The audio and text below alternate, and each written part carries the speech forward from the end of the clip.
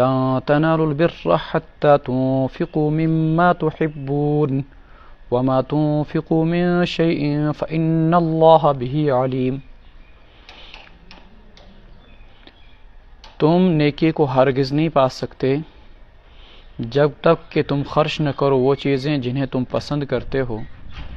وما تنفقوا من شيء فإن الله به علیم، تم جو کچھ بھی خرچ کرو گے تو یقیناً اللہ اس کو جاننے والے ہیں۔ قرآن کریم کے اندر اسی صورت میں پیچھے ایک آیت اتری تھی، بلکہ پچھلے سپارے کے اندر سورہ بقرہ میں یا ایھا الذین آمنوا انفقوا من طیبات ما کسبتم ومما اخرجنا لکم من الارض، اے ایمان والو تم خرچ کرو ان چیزوں میں سے جو پاکیزہ ہیں، اپنی کمائی میں سے پاکیزہ مال خرچ کرو۔ اور اس کے بعد آگے آیا تھا وَلَا تَيَمَّمُوا الْخَبِيثَ مِنْهُ تُنْفِقُونَ، بری چیزوں کو خرچ کرنے کا تم قصد ہی مت کرو۔ وَلَسْتُمْ بِآخِذِيهِ إِلَّا أَن تُغْمِضُوا فِيهِ، تم ان چیزوں کو خود نہیں لے سکتے اگر تمہیں کوئی دے، ہاں یہ کہ چشم پوشی کر کے لے لو تو الگ بات ہے۔ اسی تناظر میں یہ آیت بھی ہے کہ اللہ کے راستے میں اگر آپ کو مال خرچ کرنا ہو تو اپنا پسندیدہ اور اپنا محبوب مال خرچ کرو، تب جا کر تمہیں نیکی حاصل ہوگی، اللہ کا قرب حاصل ہوگا، اللہ کی محبت حاصل ہوگی۔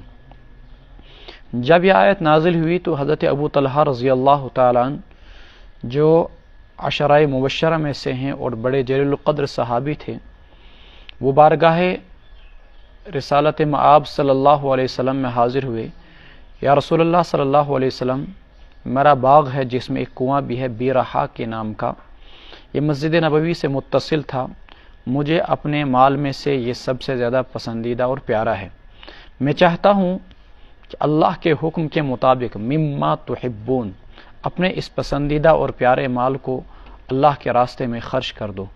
تو اللہ کے رسول صلی اللہ علیہ وسلم نے کہا ذالک مال رابح، وہ تو بڑا اچھا مال ہے، بڑا شاندار ہے، ایسا کرو کہ تم اس مال کو اپنے چچا زاد بھائیوں کو دے دو اور ان کو دے کر صدقے کی نیت کر لو۔ چنانچہ حضرت ابو طلحہ رضی اللہ تعالیٰ عنہ نے اس باغ کو اپنے چچا زاد بھائیوں میں تقسیم کر دیا۔ ایک اور صحابی ہیں حضرت زید بن حارثہ رضی اللہ تعالیٰ عنہ، وہ حاضر خدمت ہوئے، یا رسول اللہ صلی اللہ علیہ وسلم، مجھے اپنے مال میں سے سب سے زیادہ پسندیدہ میرا یہ گھوڑا ہے، اس کو اللہ کے راستے میں میری طرف سے قبول کر لیجئے۔ مدینہ میں گھوڑوں کی بڑی قلت تھی، اس لیے آپ دیکھیں گے کہ غزوہ احد کے اندر یا غزوہ بدر کے اندر چند گھوڑوں کے سوا صحابہ کرام رضوان اللہ تعالی علیہم اجمعین کے پاس کچھ بھی نہ تھا، ایک یا دو گھوڑے، اونٹ ہوا کرتے تھے لیکن گھوڑے بہت کم ہوا کرتے تھے۔ چنانچہ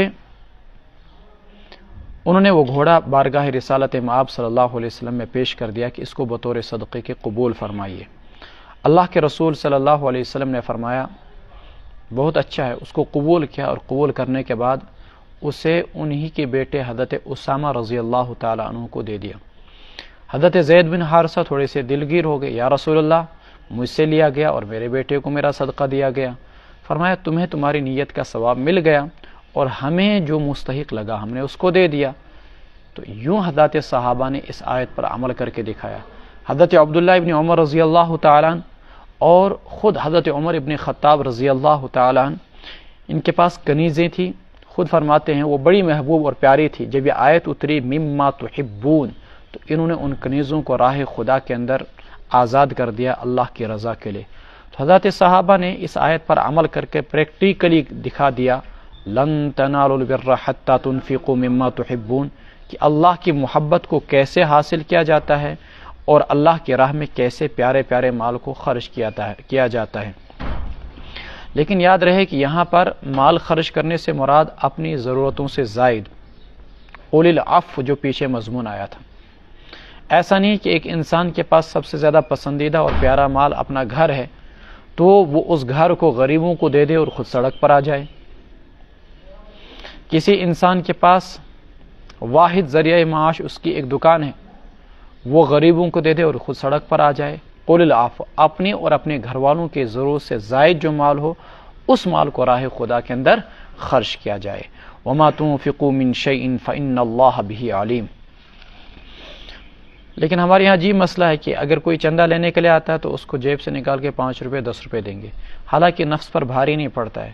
100 روپیہ دیا جائے، 1000 500 حسب استطاعت، تو وہ انسان کو پیارا بھی ہوتا ہے، اس پر ثواب بھی اسی لحاظ سے ملے گا، استطاعت بھی ہوتی دینے کی، لیکن لوگ اتنا صدقہ نہیں دیتے ہیں، اس لیے ثواب بھی نہیں مل پاتا۔ کل الطعام کان حلا لبنی اسرائیل الا ما حرم اسرائیل علی نفسه من قبل ان تنزل التوراۃ قل فأتوا بالتوراۃ فتلوها ان کنتم صادقین۔ ہر قسم کا کھانا حلال تھا بنو اسرائیل کے لیے، سوائے اس کے کہ جو کچھ حرام کیا تھا اسرائیل یعنی یعقوب علیہ السلام نے اپنی ذات پر تورات کے اتارے جانے سے پہلے، من قبل ان تنزل التوراۃ قل فأتوا بالتوراۃ، آپ کہہ دیجئے کہ لے آؤ تورات، فتلوها، اس کو تم پڑھو، ان کنتم صادقین، اگر تم سچے ہو۔ یہ ایک تاریخی واقعے کی طرف اشارہ ہے۔ یہودیوں نے مسلمانوں پر اعتراض کیا کہ اگر تم اپنے آپ کو دین ابراہیمی کا متبع اور پیروی کرنے والے کہتے ہو تو حضرت ابراہیم علیہ السلام اونٹ کا گوشت نہیں کھایا کرتے تھے، تم اونٹ کا گوشت کیوں کھاتے ہو؟ اس کا مطلب یہ ہے کہ تم دین ابراہیمی کو حقیقی معنی میں اپنانے والے نہیں ہو۔ اس کا جواب قرآن کریم نے دیا کہ تم لوگ حقیقت سے نابلد اور ناآشنا ہو، ناواقف ہو۔ حضرت ابراہیم علیہ السلام کی شریعت میں اونٹ کا گوشت حرام نہیں تھا بلکہ حلال تھا، اور حضرت ابراہیم علیہ السلام اونٹ کا گوشت کھایا کرتے تھے۔ یہ تو ابراہیم علیہ السلام کے عرصے دراز کے بعد جب ان کے پوتے حضرت یعقوب علیہ السلام کا زمانہ آیا تو یعقوب علیہ السلام کو ایک تکلیف تھی، عرق النسا، یہ ایک تکلیف اٹھتی انسان کو، اللہ تعالیٰ بچائے، یہاں کمر سے لے کر پاؤں تک شدید قسم کی تکلیف ہوتی ہے، اور ساری تکلیفوں سے بھیانک ہوتی ہے۔ گردے کا درد، اور اسی طریقے سے دانت کا درد، اور اسی طریقے سے پیٹ کا درد، اور اسی طریقے سے درد ذہ کا درد، ان ساری تکلیفوں سے 8 گنا 10 گنا زیادہ خطرناک ہوتی ہے یہ تکلیف۔ تو یہ تکلیف جو اتنی شدید ہوتی ہے، یہ تکلیف حضرت یعقوب علیہ السلام کو تھی۔ تو انہوں نے اللہ تبارک و تعالیٰ سے یہ نظر مانی کہ خدایا اگر تو نے مجھے اس تکلیف سے نجات دی تو میں اپنی سب سے محبوب اور پسندیدہ چیز چھوڑ دوں گا۔ اللہ تبارک و تعالیٰ نے ان کو شفا دی۔ انہوں نے غور کیا کہ مجھے سب سے زیادہ پسندیدہ کیا ہے، تو معلوم ہوا کہ ان کو سب سے زیادہ پسندیدہ اونٹ کا گوشت ہے۔ اس نظر کی وجہ سے انہوں نے اپنے اوپر اونٹ کے گوشت کھانے کو حرام قرار دیا۔ پھر اس کے بعد بنو اسرائیل آئے۔ اب بنو اسرائیل پر اونٹ کا گوشت حرام تھا یا نہیں تھا، اس سلسلے میں خاص کوئی وضاحت نہیں ملتی ہے، لیکن قرآن کہتا ہے کہ ان کی نافرمانیوں کی وجہ سے ہم نے ان پر بعض حلال چیزیں حرام کر دی تھی، اس لیے مفسرین نے لکھا کہ بنو اسرائیل پر بھی ان کی نافرمانیوں کی وجہ سے اونٹ کا گوشت حرام ہو گیا۔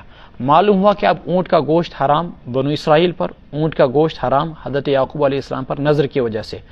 یعقوب علیہ السلام کے دادا حضرت ابراہیم علیہ السلام کی شریعت میں نہ تو اونٹ کا گوشت حرام تھا اور نہ ہی حضرت ابراہیم علیہ السلام نے اونٹ کا گوشت چھوڑا تھا۔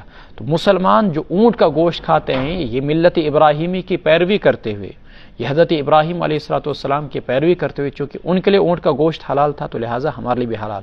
تم یہودی جو مسلمانوں پر اعتراض کرتے ہو کہ تم اونٹ کا گوشت کیوں کھاتے ہو جبکہ ابراہیم علیہ السلام نہیں کھایا کرتے تھے، پہلے اس کو ثابت کر کے تو دکھاؤ کہ ابراہیم علیہ السلام اونٹ کا گوشت نہیں کھایا کرتے تھے۔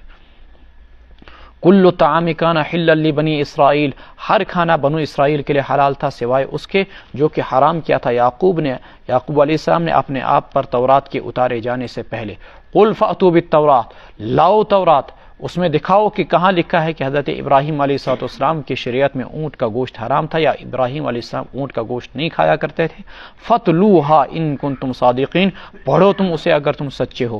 فَمَنِ افْتَرَىٰ عَلَى اللَّهِ الْكَذِبَ مِن بَعْدِ ذَلِكَ، سو جو شخص اللہ پر جھوٹ باندھے اس کے بعد، فَأُولَٰئِكَ هُمُ الظَّالِمُونَ، وہی لوگ ہیں ظالم۔ قل صدق اللہ فاتبعوا ملت ابراہیم حنیفہ، آپ کہہ دیجئے اللہ نے سچ فرمایا، فاتبعوا ملت ابراہیم حنیفہ، پیروی کرو ابراہیم علیہ السلام کے دین کی جو شرک سے بیزار تھے، یکسو تھے، سب سے کٹ کر تھے، وما کان من المشرکین، اور وہ مشرکوں میں سے نہ تھے۔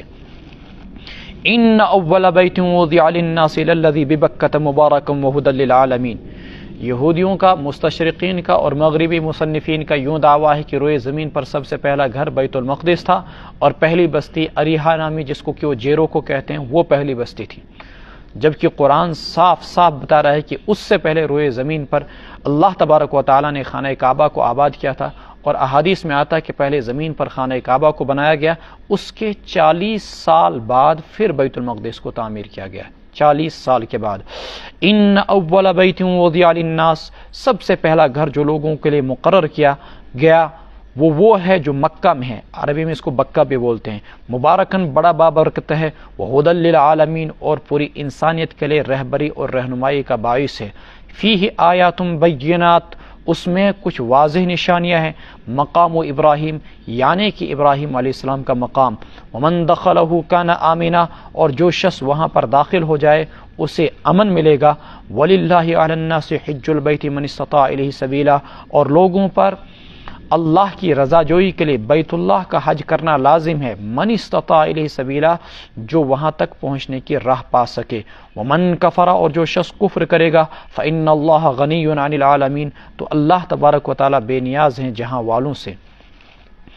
ان اول بیت وضع للناس للذی ببکۃ مبارکا وہدی للعالمین، خانہ کعبہ کی تاریخ کے لیے اور مکہ مکرمہ کی تاریخ کے لیے باضابطہ کتابیں آتی ہیں، تاریخ مکہ، تاریخ خانہ کعبہ وغیرہ، ان کتابوں کو پڑھ لیا جائے، چونکہ یہاں پر تفصیلات کا موقع نہیں ہے۔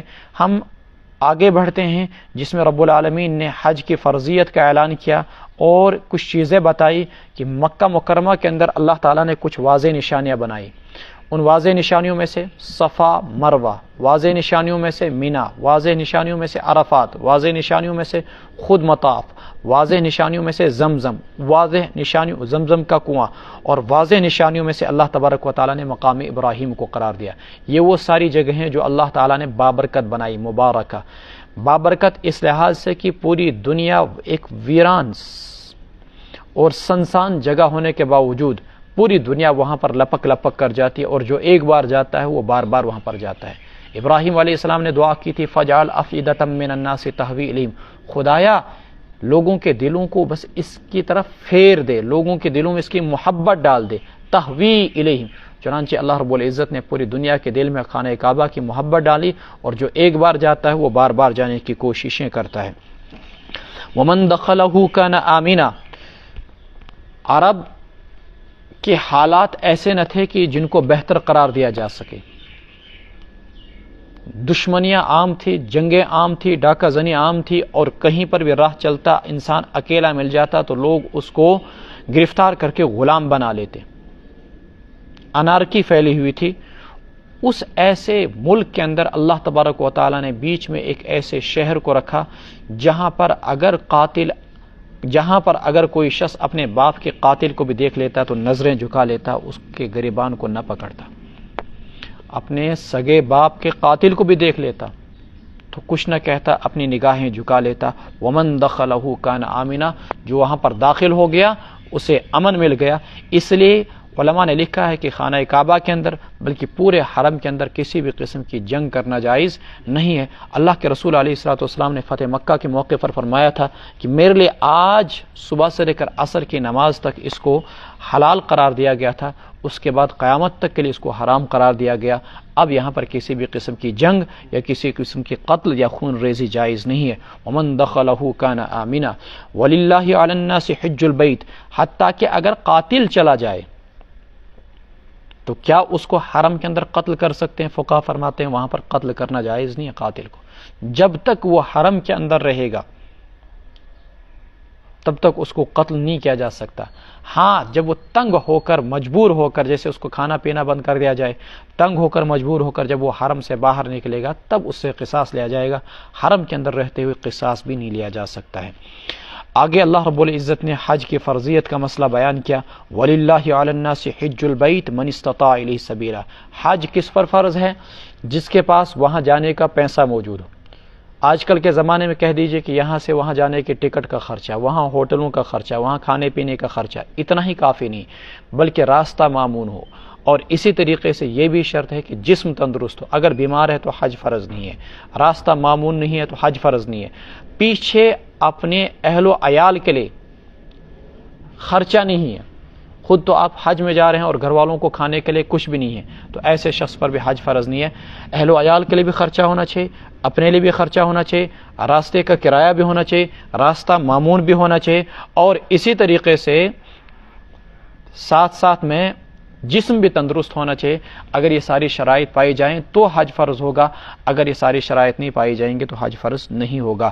وَلِلَّهِ عَلَى النَّاسِ حِجُّ الْبَيْتِ مَنِ اسْتَطَاعَ إِلَيْهِ سَبِيلًا، لیکن بڑی اہمیت ہے، مسلمان اس سلسلے میں کوتاہی برتتے ہیں۔ رسول اللہ صلی اللہ علیہ وسلم نے فرمایا جو شخص استطاعت کے باوجود حج نہ کرے، طاقت اور سکت کے باوجود حج نہ کرے، تو کوئی پرواہ نہیں مجھے کہ وہ یہودی بن کر مرے یا نصرانی بن کر مرے۔ اللہم احفظنا منہ۔ حج کے اندر بلا وجہ تاخیر کرنا یہ گناہ کبیرہ ہے۔ حضرت امام ابو یوسف رحمۃ اللہ علیہ کے نزدیک وہ شخص فاسق ہے اور اس کے پیچھے نماز بھی نہیں آئے گی جلدی سے، یعنی نماز آئے گی مال کراہت، لیکن اگر دوسرا شخص ہو تو اس کو نماز کے لیے پڑھایا جائے، اس کو نہ بڑھایا جائے آگے، جو بلا وجہ حج کے اندر تاخیر کرے۔ عموماً لوگوں پر حج فرض ہو جاتا ہے 30 سال میں، 40 سال میں، 35 سال میں، لیکن لوگ اس کو ریٹائرمنٹ تک رکھتے ہیں مؤخر کر کے، اور پھر کسی کا انتقال ہو جاتا ہے یا اولادیں جوان ہو جاتی ہیں، پھر وہ پیسہ شادی بیاہ پر لگ جاتا ہے، نئے مکانوں پر لگ جاتا ہے، بیٹیوں کے شادی پر لگ جاتا ہے، فضول خرچوں اور اسراف میں، اور بعد میں بولتے ہیں ہمارے پاس استطاعت نہیں۔ ایسے لوگ گناہ گار ہو کر مرتے ہیں۔ قُلْ يَا أَهْلَ الْكِتَابِ لِمَ تَكْفُرُونَ بِآيَاتِ اللَّهِ۔ ایک اور سوچ، لوگ عمرہ کرتے ہیں اور عمرہ کو الٹرنیٹو اور متبادل سمجھتے ہیں کہ ہمارا حج ادا ہو گیا، حالانکہ عمرہ ایک نفل عبادت ہے، حج فرض نماز کی طرح ہے، حج ایک فرض عبادت ہے۔ ظہر کی نماز کا وقت ہو گیا، آپ صاحب استطاعت ہیں، آپ وضو کر کے مسجد میں پہنچے اور یہاں سے آپ نفل پڑھ کے نکل جاؤ، یہ تو گناہ گار ہونا ہوا نا۔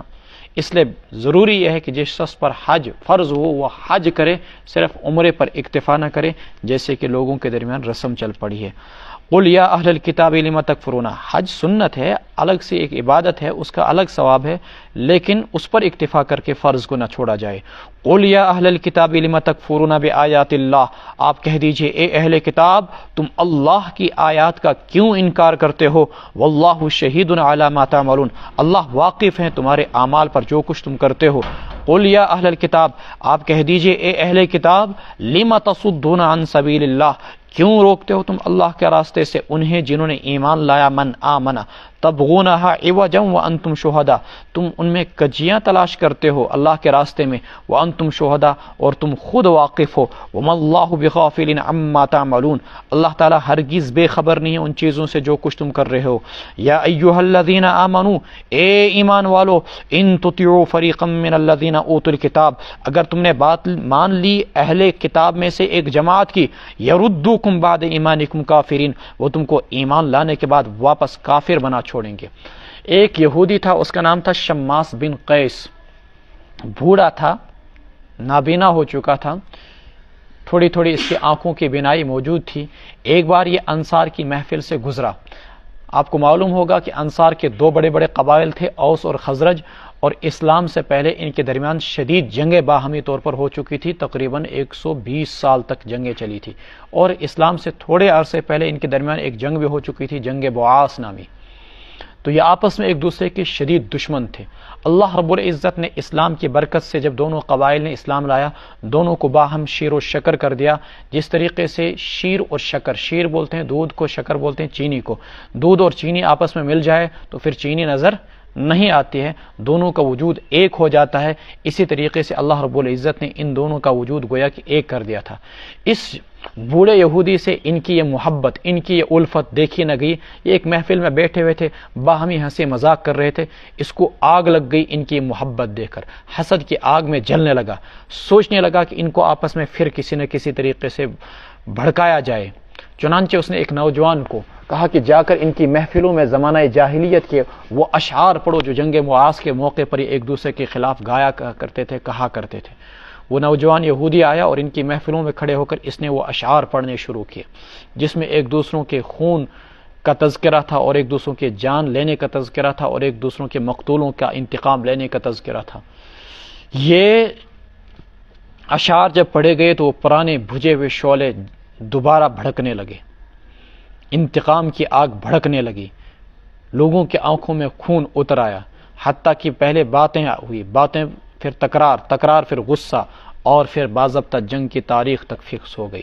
اللہ کے رسول صلی اللہ علیہ وسلم کو اطلاع ملی، آپ صلی اللہ علیہ وسلم تیزی کے ساتھ وہاں پر اس محفل میں پہنچے، کہا اللہ تعالیٰ نے تم کو ہدایت دی، اللہ نے تم کو اس خون ریزی سے بچایا، تم پھر دوبارہ اس دور جاہلیت کے اندر واپس جانا چاہتے ہو جبکہ میں تمہارے درمیان موجود ہوں؟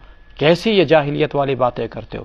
حضرت انصار رضوان اللہ تعالی علیہ مجمعین سمجھ گئے فوراً کہ یہ شیطان کی طرف سے ایک وسوسہ تھا، اور شیطان نے اور خبیث اس بوڑھے یہودی نے ہم کو آپس میں لڑانا اور بھڑانا چاہتا۔ پھر دوبارہ دونوں باہم گلے مل گئے، یوں اللہ رب العزت نے یہودیوں کی اس سازش کو ناکام بنا دیا۔ قرآن کریم کی ان آیات کے اندر اسی واقعے کی طرف اشارہ کیا گیا ہے، لِمَ تَصُدُّونَ عَن سَبِيلِ اللَّهِ، کیوں لوگوں کو روکتے ہو ایمان لانے سے؟ لِمَ تَكْفُرُونَ بِآيَاتِ اللَّهِ، کیوں اللہ کی آیات کا انکار کرتے ہو؟ تبغونہا عوجا، اللہ کے راستے میں کجیاں اور خامیاں تلاش کرتے ہو۔ ان تطیعوا فریقا من الذین اوتوا الکتاب، اگر تم نے اہل کتاب کی ایک جماعت کی بات مان لی کہ آپس میں ایک دوسرے پر تلواریں سونت لی، تان لی، یردوکم بعد ایمانکم کافرین، تو یہ تم کو واپس کافر اور مرتد بنا دیں گے۔ وَكَيْفَ تَكْفُرُونَ وَأَنْتُمْ تُتْلَى عَلَيْكُمْ آيَاتُ اللَّهِ، تم بھلا کیسے کفر کر سکتے ہو؟ وَأَنْتُمْ تُتْلَى عَلَيْكُمْ آيَاتُ اللَّهِ، اور تمہارے درمیان اللہ کی آیتیں تلاوت کی جاتی ہیں، وَفِيكُمْ رَسُولُ، اور تمہارے درمیان اللہ کا رسول موجود ہے۔ وَمَنْ يَعْتَصِمْ بِاللَّهِ فَقَدْ هُدِيَ إِلَى صِرَاطٍ مُسْتَقِيمٍ، جس شخص نے اللہ تبارک و تعالی کو مضبوطی کے ساتھ تھام لیا، فقد ہدی الی صراط مستقیم، اسے صراط مستقیم کی رہنمائی مل گئی۔ یا ایھا الذین آمنوا اتقوا اللہ حق تقاتہ، اے ایمان والو ڈرو اللہ تعالیٰ سے جیسے کہ اللہ تعالیٰ سے ڈرنے کا حق ہے۔ ولا تموتن الا وانتم مسلمون، اور تم نہ دنیا سے رخصت ہونا مگر اس حال میں کہ تم مسلمان ہو۔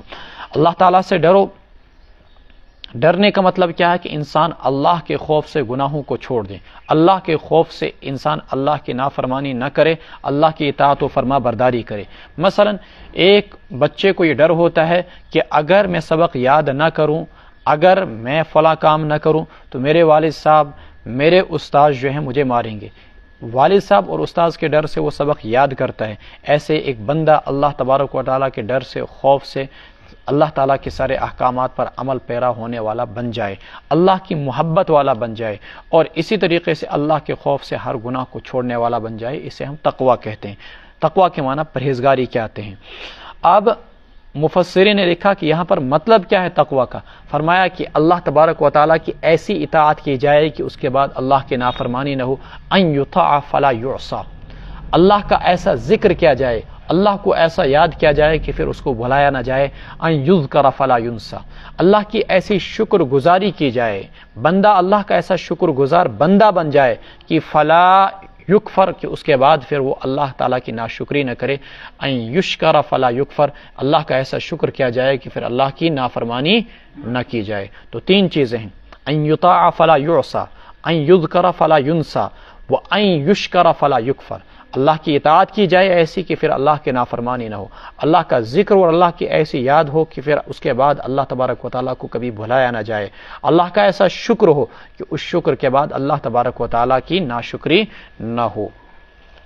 حق تقاتہ ولا تموتن الا وانتم مسلمون، اور تم نہ مرو مگر اس حال میں کہ تم ایمان پر ہو۔ واعتصموا بحبل اللہ جميعا، اے لوگو اللہ کی رسی کو سب ہی مضبوطی کے ساتھ تھامو۔ ولا تفرقوا، اور تفرق انتشار نہ اختیار کرو۔ واذکروا نعمت اللہ علیکم، اللہ کے احسان کو یاد کرو جو اللہ نے تم پر فرمایا۔ اذ کنتم اعداء، جب تم آپس میں دشمن تھے۔ فالف بین قلوبکم، اللہ نے تمہارے دلوں کو آپس میں جوڑ دیا۔ فاصبحتم بنعمتہ اخوانا، پھر تم اللہ تبارک و تعالیٰ کے انعام کی وجہ سے آپس میں بھائی بھائی بن گئے۔ وکنتم علی شفا حفرۃ من النار، اور تم لوگ جہنم کے گڑھے کے کنارے پر تھے۔ شفا کے معنی کنارے کے آتے ہیں، اس کی جمع اشفاء آتی ہے۔ حفرتن حفرن، اس کے معنی گھڑے کے آتے ہیں۔ تم لوگ جہنم، نارن کی جمع نیران، تم لوگ جہنم کے گھڑے کے کنارے پر تھے۔ فانقذکم منہا، اللہ تعالیٰ نے تم کو اس دوزخ کے آگ سے بچایا۔ کذالک یبین اللہ لکم آیاتہ، اسی طریقے سے اللہ تمہارے سامنے اپنے آیات کو بیان کرتے ہیں۔ لعلکم تہتدون، یہاں پر دیکھیے کہ ان آیات کو بھی اسی واقعے کے تناظر میں دیکھیے جو واقعہ ابھی آپ نے اوپر پڑھا، جو ابھی آپ نے سنا کہ یہودی کس طریقے سے مسلمانوں کو دوبارہ باہم لڑانا چاہتے تھے، اللہ نے یاد دلایا کہ تم پہلے دشمن تھے، اسلام کی نعمت سے، اسلام کی برکت سے اللہ نے تم کو آپس میں جوڑ دیا، فَأَلَّفَ بَيْنَ قُلُوبِكُمْ فَأَصْبَحْتُمْ بِنِعْمَتِهِ إِخْوَانًا۔ اب تمہارے لیے انتشار اور اب تمہارے لیے افتراق اچھی چیز نہیں۔ اللہ کے رسول صلی اللہ علیہ وسلم نے اللہ تعالیٰ سے 3 دعائیں مانگی، ان میں سے ایک دعا یہ بھی، 3 دعائیں مانگی لمبے عرصے تک، ان میں سے ایک یہ دعا مانگی تھی، اللہ میری امت میں اختلاف نہ ہو، لیکن یہ دعا قبول نہیں ہوئی۔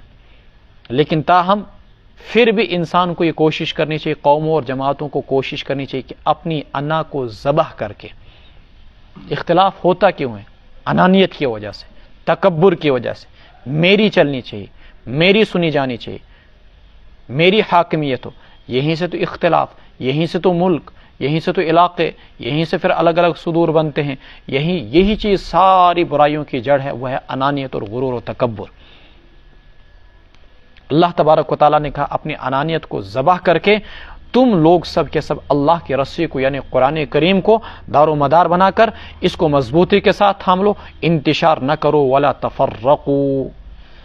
اب یہ جو مذہبی مسائل میں ہمارا آپسی اختلاف ہوتا ہے، مثلا طہارت کے باب میں امام مالک، امام شافعی کے اختلافات، نماز کے باب میں، بیوع کے باب میں، معاملات کے اندر، نکاح میں، طلاق میں، جو ائمہ کے الگ الگ نقطۂ نظر ہیں، یہ اختلاف قوموں کے زندہ ہونے کی علامت ہے۔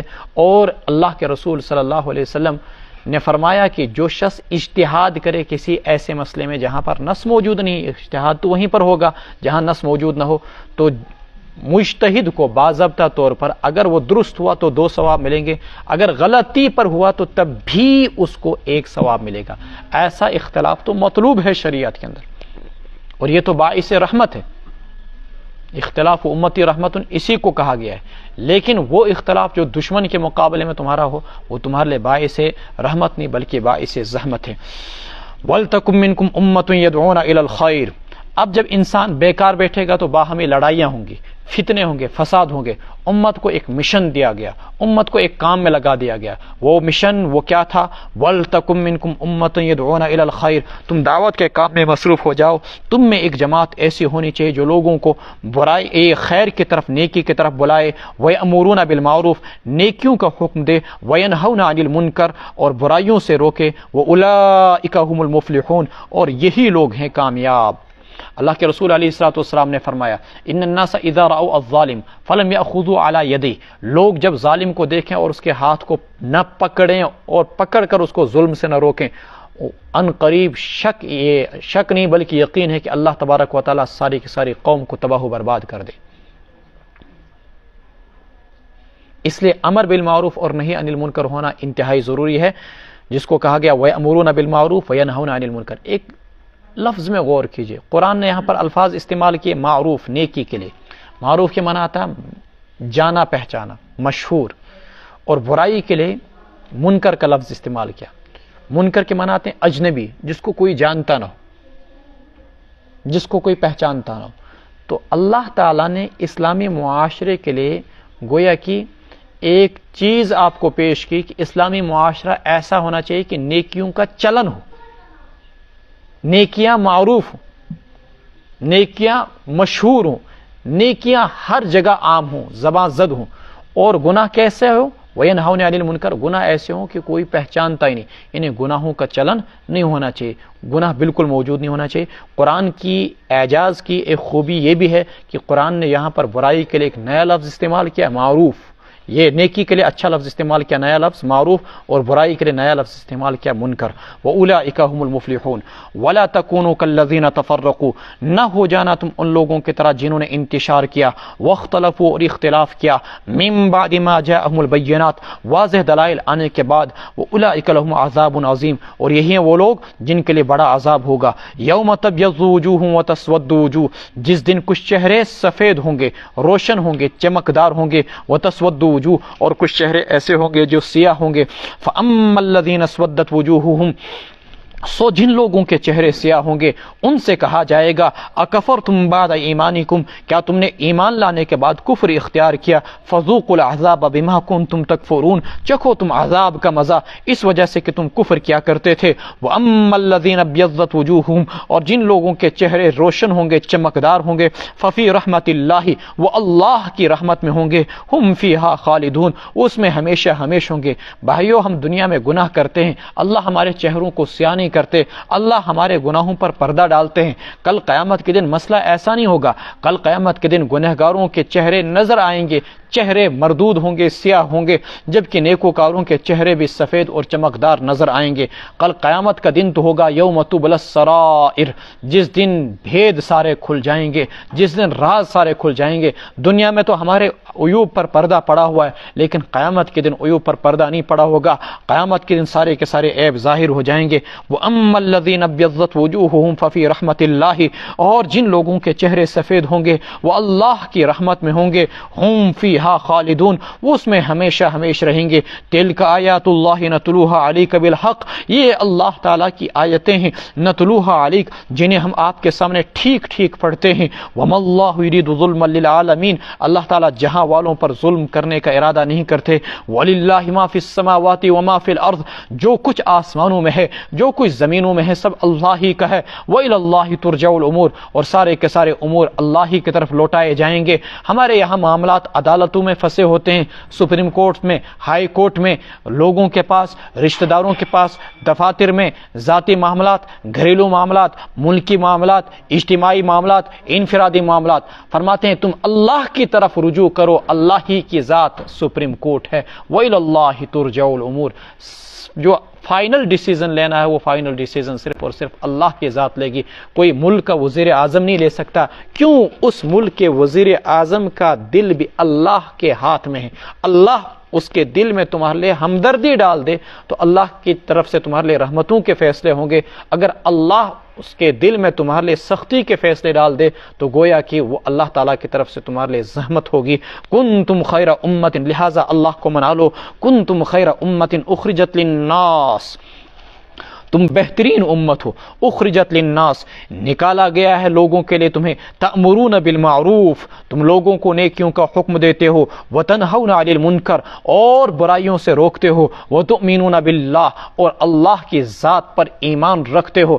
اس امت کی خیریت مشروط ہے، اس امت کی بہتری مشروط ہے امر بالمعروف اور نہی عن المنکر سے۔ جب تک اس امت کے اندر امر بالمعروف ہوتا رہے گا، نہی عن المنکر ہوتا رہے گا، یہ امت سب سے بہترین رہے گی۔ یہاں پر دعوت سے مراد صرف یہ نہیں کہ ہم لوگوں کی نماز کی دعوت دیں، دعوت کے مختلف درجات ہیں۔ کافروں کو ایمان کی دعوت دی جائے، مشرکوں کو شرک سے بیزاری کی دعوت دی جائے، بے نمازیوں کو نماز کی دعوت دی جائے، بے دینوں کو دین کی دعوت دی جائے، اور گنہگاروں کو نیکی کی ترغیب دی جائے، توبہ کی دعوت دی جائے۔ تأمرون بالمعروف وتنہون عن المنکر، من رآ منکم منکرا فلیغیرہ بیدہ، یہ تین درجات اللہ کے رسول علیہ السلام نے بیان کیے۔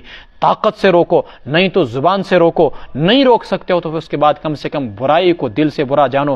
من رآ منکم منکرا فلیغیرہ بیدہ فإن لم یستطع فبلسانہ فإن لم یستطع فبقلبہ وذلک اضعف الایمان۔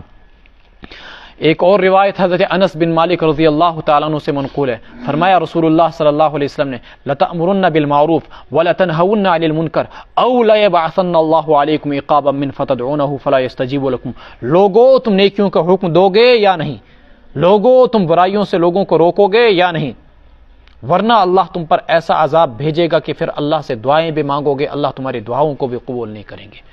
فتدعونه فلا يستجيب لكم، اس لیے امر بالمعروف اور نہی عن المنکر امت میں سے ہر ایک شخص کا فریضہ ہے، اپنی اپنی وسعت اور اپنی اپنی طاقت کے مطابق۔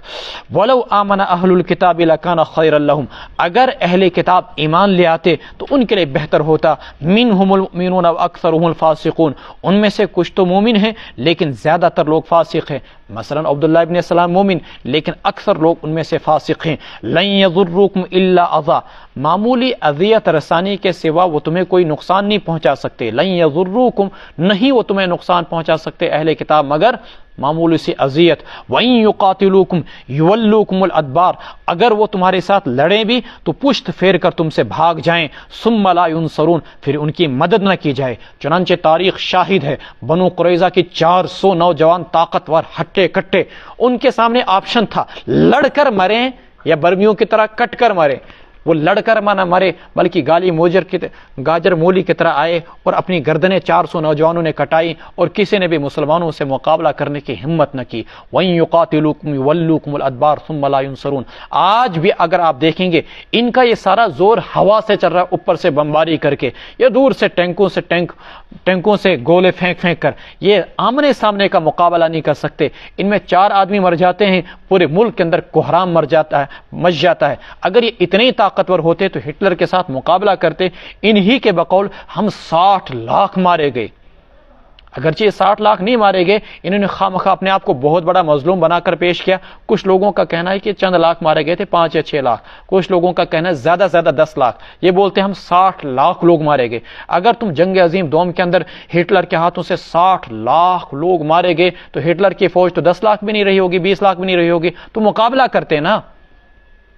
یولوکم الادبار ثم لا ينصرون. ضربت علیہم الذلہ، ان پر ذلت طاری کر دی گئی. اینما ثقفوا، جہاں بھی وہ پائے جائیں. اللہ تبارک و تعالیٰ نے ان پر ذلت کا سامان طاری کر دیا جہاں پر بھی وہ پائے جائیں. اگر امریکہ اس کی سرپرستی نہ کرتا تو یہ نامعلوم کب کا ختم ہو چکا ہوتا. ایک اسلامی ملک کے ایک مسلم ملک کے سربراہ نے ایک جملہ بتایا تھا، اگر عالم اسلام صرف ایک بالٹی پانی اس پر ڈال دے تو یہ پورا کا پورا ملک جو ہے اسرائیل نامی ڈوب کر غرق ہو جائے. الا بحبل من اللہ وحبل من الناس وباؤوا بغضب من اللہ. فرماتے ہیں ذلت ان پر مسلط کر دی گئی جہاں بھی پائے جائیں. ہاں دنیا میں ممکن ہے 4 دن کبھی سر اٹھا کر جئیں، لیکن کس طریقے سے؟ الا بحبل من اللہ، اللہ کے سہارے سے، وحبل من الناس، اور لوگوں کے سہارے سے. اس وقت بھی یہ یورپ کے سہارے پر جیتا ہے. اہل دانش اچھی طریقے سے جانتے ہیں کہ سارا ہتھیار، سارا پیسہ، ساری کی ساری چیزیں امریکہ سے اس کو سپلائی ہو رہی ہے. اسی لیے تو اسلامی ملک اس کے خلاف لڑ نہیں رہے، چونکہ اسرائیل سے جنگ کا مطلب امریکہ سے جنگ ہے، اور امریکہ سے لڑنے کی کسی کے اندر طاقت نہیں ہے، نہ اتنے ہتھیار ہیں. ممکن ہے بہت سارے اسلامی ممالک کے سربراہ بزدل ہوں، لیکن سب ایسے نہیں ہوتے. کچھ نہ کچھ تو اللہ تبارک و تعالیٰ اچھے بھی رکھے ہوتے ہیں اللہ تعالیٰ نے. لیکن کریں کیا؟ مقابلہ اسرائیل نہیں، مقابلہ اسرائیل کے باپ امریکہ سے ہے. وحبل من الناس وباؤوا بغضب من اللہ، اور وہ اللہ کا غضب لے کر لوٹے. وضربت علیہم المسکنہ، اور ان پر لاچارگی اور محتاجگی مسلط کر دی گئی. آپ بولیں گے کہ اسرائیل تو بڑا مالدار ملک ہے. مالداری اس سے نہیں ہوتی کہ کس کے پاس پیسہ ہے. مالداری الغنا غنى النفس ہے. اس سے ہوتی ہے کہ دل کس کا غنی اور مالدار ہے. دنیا میں یہودیوں سے زیادہ بھوکا اور لالچی کوئی اور نہیں ہے. تو مال ہونے کے باوجود وہ لوگ محتاج ہیں، مال ہونے کے باوجود وہ لوگ لاچار ہیں. وضربت علیہم المسکنہ، اور ان پر لاچارگی مسلط کر دی گئی، محتاجگی مسلط کر دی گئی، بے بسی مسلط کر دی گئی. ذالک بانہم کانوا یکفرون بآیات اللہ. ایسا کیوں ہوا؟ اس لیے کہ وہ زمین پر ایک زمانے میں اللہ کی کتاب کے وارث تھے. انہوں نے اللہ کی کتاب کا انکار کیا، اس وجہ سے کہ وہ اللہ کی آیات کا انکار کیا کرتے تھے. ویقتلون الانبیاء بغیر حق، یہ اپنے محسنوں کو، اپنے پیغمبروں کو قتل کر دیا کرتے تھے. وَيَقْتُلُونَ الْأَنْبِيَاءَ، اور قتل کرتے تھے انبیاء کرام علیہ الصلوۃ والسلام کو بغیر حق، ناحق. ذَلِكَ بِمَا عَصَوْا، یہ اس وجہ سے کہ انہوں نے نافرمانی کی. وَكَانُوا يَعْتَدُونَ، اور یہ مسلسل زیادتی کیا کرتے تھے. یہ ان کی نافرمانیوں اور مسلسل زیادتیوں کا نتیجہ ہے. لَيْسُوا سَوَاءً مِّنْ أَهْلِ الْكِتَابِ، اللہ تبارک و تعالی اور خود قرآن کریم اور اسلام ایک انصاف والا مذہب ہے. اللہ کی ذات مقسط انصاف ور ہے. قرآن ایک انصاف ور کتاب ہے. کیا سارے کے سارے اہل کتاب ایک ہی جیسے ہیں؟ سب کو ایک ہی پالڑے میں ڈال دیا جائے؟ کہا نہیں، ان اہل کتاب میں سے کچھ اچھے لوگ بھی ہیں، جو اچھے ہیں تو ان کی تعریف بنتی ہے. قرآن نے کہا سب اہل کتاب یکساں نہیں. من اہل الکتاب، ان اہل کتاب میں سے ایک جماعت ایسی ہے، امتن، جو کہ ایک جماعت ایسی، قائمتن، جو کہ اللہ کے احکام پر قائم ہے. یتلون آیات اللہ، اللہ کی آیات کی تلاوت کرتے ہیں. آنا اللیل، رات کے اوقات میں، انن کی جمع آنا آتی ہے. وہم یسجدون، اور وہ اللہ کے سامنے سجدہ ریز ہوتے ہیں. کچھ مفسرین نے کہا نمازیں پڑھتے ہیں. یؤمنون باللہ، وہ اللہ پر ایمان رکھتے ہیں، آخرت کے دن پر ایمان رکھتے ہیں، وَيَأْمُرُونَ بِالْمَعْرُوفِ اور نیکیوں کا حکم دیتے ہیں، وَيَنْهَوْنَ عَنِ الْمُنْكَرِ برائیوں سے روکتے ہیں، وَيُسَارِعُونَ فِي الْخَيْرَاتِ اور نیکیوں کی طرف لپکتے ہیں، نیکیوں کی طرف لپکتے ہیں۔ معلوم ہوا کہ اگر آپ صالحین میں سے ہیں، معلوم ہوا کہ اگر آپ مقتدی میں سے ہیں، معلوم ہوا کہ اگر آپ اچھے لوگوں میں سے، پھر صف آخر میں ہم نہیں ہونے چاہیے، صف اولا میں ہونے چاہیے، نیکیوں کی طرف لپکنے والے۔ وَيُسَارِعُونَ فِي الْخَيْرَاتِ وَأُولَٰئِكَ مِنَ الصَّالِحِينَ اور یہی لوگ ہیں صالحین میں سے، نیکوں میں سے۔ وَمَا يَفْعَلُوا مِنْ خَيْرٍ فَلَنْ يُكْفَرُوا وہ جو بھی بھلائی کا کام کریں گے، فَلَنْ يُكْفَرُوا تو ان کو نیکی کے اجر سے ہرگز محروم نہیں کیا جائے گا، فَلَنْ يُكْفَرُوا ان کو محروم نہیں کیا جائے گا، کس سے؟ نیکی کے اجر سے۔ واللہ علیم بالمتقین اور اللہ تعالیٰ خدا ترسوں کو خوب جانتے ہیں۔ ان الذین کفروا لن تغنی عنہم اموالہم ولا اولادہم من اللہ شیئا جن لوگوں نے انکار کر دیا، کفر کر دیا، نہیں مانا اللہ اور اس کے رسول کو، نہیں بچا پائے گی انہیں ان کی دولت، ولا اولادہم اور نہیں ان کی اولاد اللہ کے مقابلے میں۔ جلال الدین سیوطی نے کہا ای من عذاب اللہ اللہ کے عذاب سے کچھ بھی نہیں بچا پائے گی۔ واولئک اصحاب النار ہم فیہا خالدون یہی لوگ ہیں دوزخی، ہم فیہا خالدون وہ اس میں ہمیشہ ہمیشہ رہیں گے۔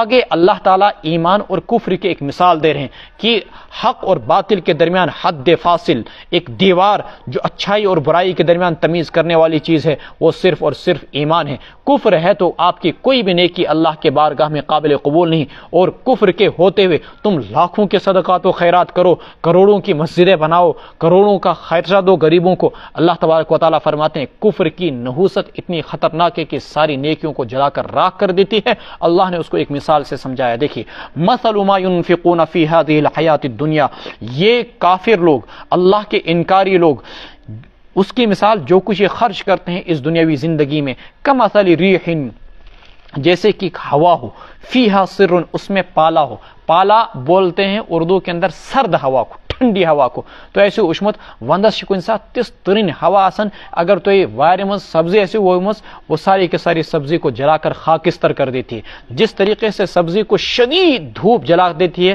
ایسے سبزی کو شدید سردی بھی جلا دیتی ہے۔ عربی میں اس کو سرن بولتے ہیں، اردو میں پالا بولتے ہیں، یعنی سرد ہوا۔ اصابت حرث قوم ظلموا انفسهم وہ پالا آ لگے کسی قوم کی کھیتی کو جنہوں نے اپنے آپ پر ظلم کیا تھا، فاہلکتہ پھر اس ہوا نے ان کی کھیتی کو تباہ کر دیا۔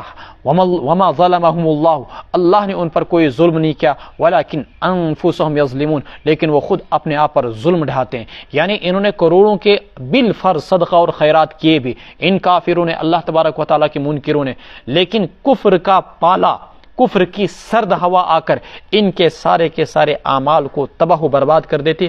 حبطت اعمالہم ان کے سارے اعمال رائے گاں چلے جاتے ہیں۔ وما ظلمهم اللہ ولکن انفسهم یظلمون قرآن نے کہا کہ جس طریقے سے ایک شخص کے پاس ایک کھیتی ہو، بڑی اچھی فصل چل رہی تھی، اچانک رات کو سرد ہوا آئی اور سرد ہوا نے اس کی ساری کھیتی کو جلا دیا، ایسے ہی مثال سمجھ لو کہ ان کے پاس بھی صدقات کی کھیتی ہوتی ہے لیکن صدقات کی کھیتی کو کفر کی ہوائیں جلا کر خاکستر کر دیتی ہیں۔ یا ایھا الذین آمنوا لا تتخذوا بطانۃ من دونکم یہ کافروں کے ساتھ تمہارا رویہ کیسا ہونا چاہیے؟ کل اس کے متعلق کچھ چیزیں آپ کے سامنے آئی تھیں، آج کچھ اور چیزیں دیکھ لیجئے۔ اے ایمان والو لا تتخذوا بطانۃ من دونکم نہ بناؤ تم رازدار، من دونکم ای من دون المؤمنین مومنوں کے سوا کسی اور کو۔ بطانتن بولتے ہیں اس کپڑے کو جو اندر سے جسم کو لگا ہوتا ہے، فرماتے ہیں کہ اسی کو وہ رازدار ہوتا ہے، تو گویا کہ مطلب یہ نکلا کہ مسلمانوں کو چھوڑ کر کسی اور کو اپنا رازدار نہ بناؤ۔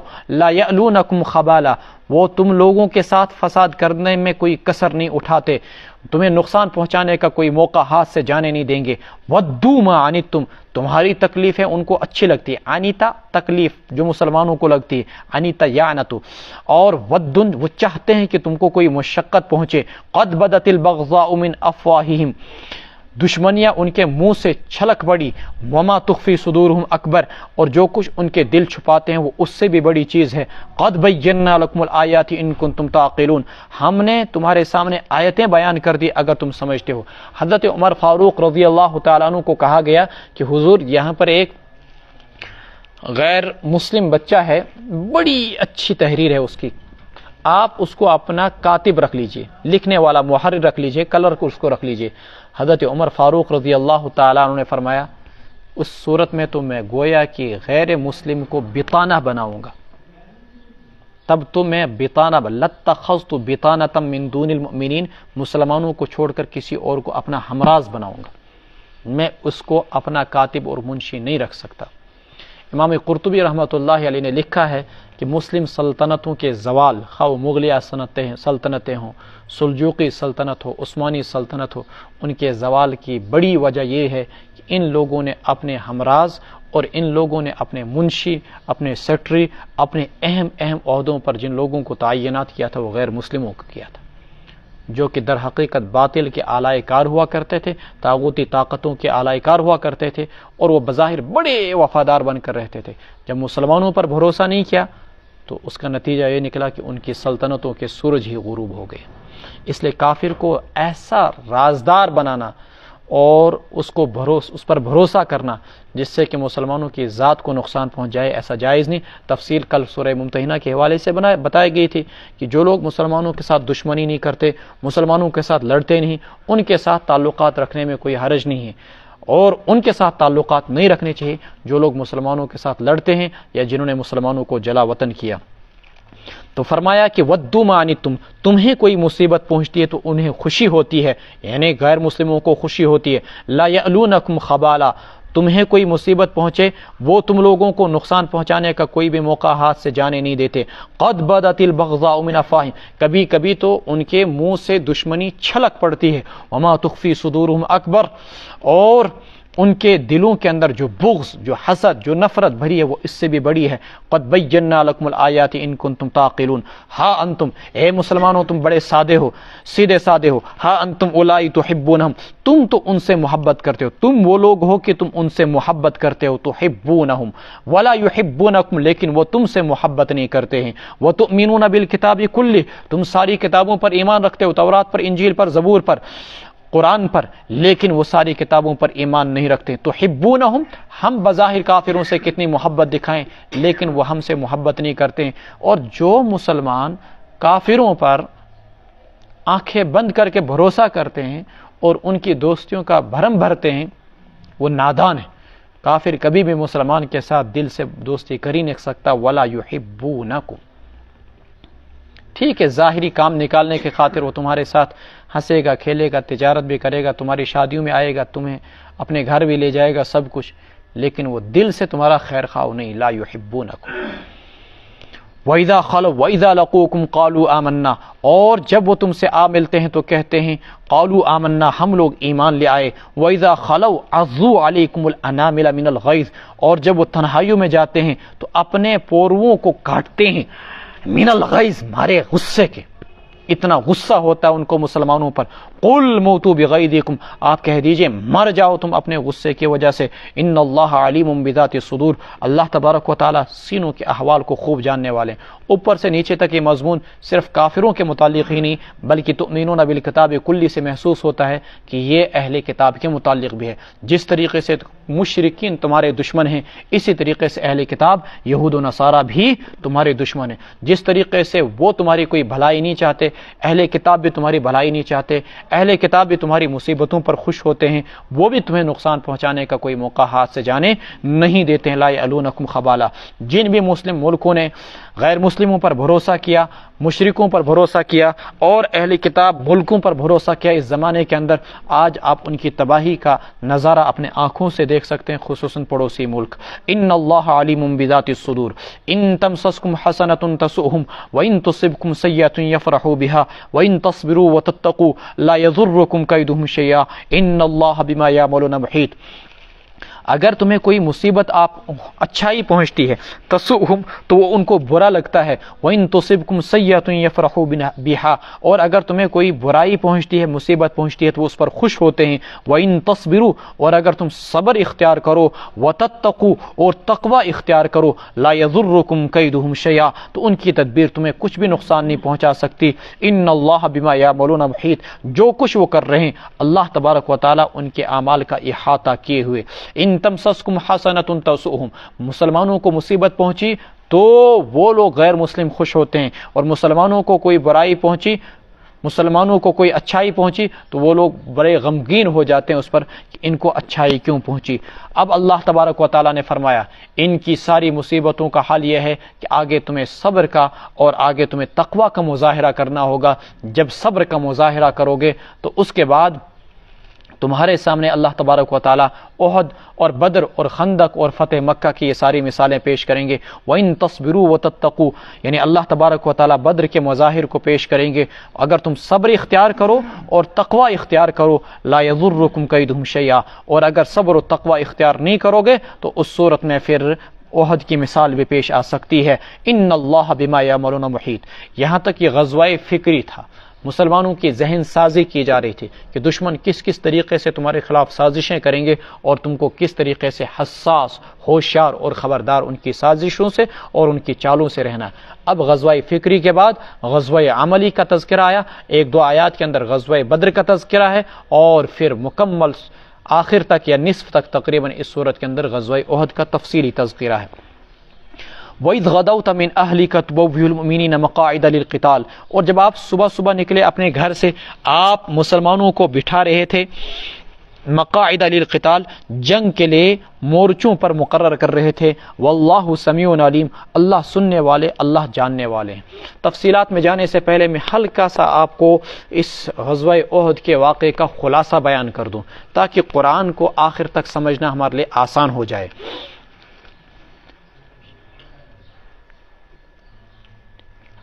سن 3 ہجری میں غزوہ احد پیش آیا، اس سے پہلے سن 2 ہجری میں غزوہ بدر پیش آیا۔ غزوہ بدر جہاں پر کفار کی طاقت تقریباً 1000 نوجوان لڑنے والے تھے اور مسلمان 313 تھے، کافروں کو اس میں خوفناک شکست ہوئی اور 70 افراد کافروں کے مارے گئے جس میں اکثر سردار تھے، اور 70 افراد ان کے گرفتار ہوئے جن کو بعد میں جزیے کے فدیے کے عوض چھوڑ دیا گیا۔ کفار تل ملا رہے تھے کہ کسی نہ کسی طریقے سے ہم مسلمانوں سے اس کا بدلہ لیں، چنانچہ سن 3 ہجری شوال کے اندر وہ مدینہ منورہ پر حملہ کرنے کے لیے اچانک پہنچ گئے۔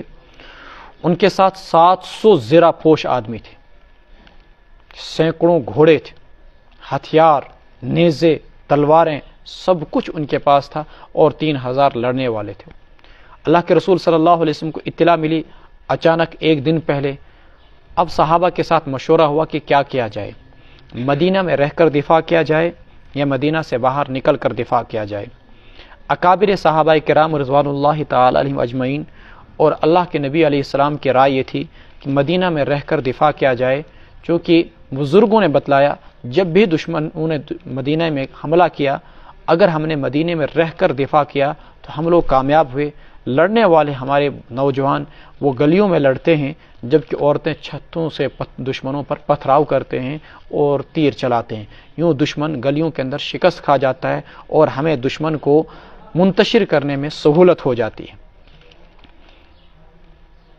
اللہ کے رسول علیہ السلام کی بھی یہی رائے تھی، اتفاقاً عبداللہ ابن ابی کی بھی یہی رائے تھی، لیکن کچھ نوجوان صحابہ جو غزوہ بدر میں شرکت نہ کر سکے تھے، ان کی دلی رائے تھی کہ نہیں، دشمن سے میدان کے اندر آمنے سامنے مقابلہ کیا جائے اور دشمن کو مزہ چکھایا جائے۔ ان لوگوں نے اتنا زبردست اصرار کیا، اس میں خصوصاً حضرت حمزہ رضی اللہ تعالیٰ عنہ سر فہرست تھے، ان لوگوں نے اتنا زبردست اصرار کیا کہ اللہ کے رسول علیہ السلام کو ان کی بات ماننی پڑی۔ چنانچہ طے ہوا کہ دشمن کے ساتھ مقابلہ کیا جائے گا، احد کے سامنے جو میدان ہے وہاں پر دشمن کے ساتھ مقابلہ کیا جائے۔ اللہ کے رسول صلی اللہ علیہ وسلم اندر چلے گئے اور آپ ہتھیار پہن کر، زرہ پہن کر باہر نکلے۔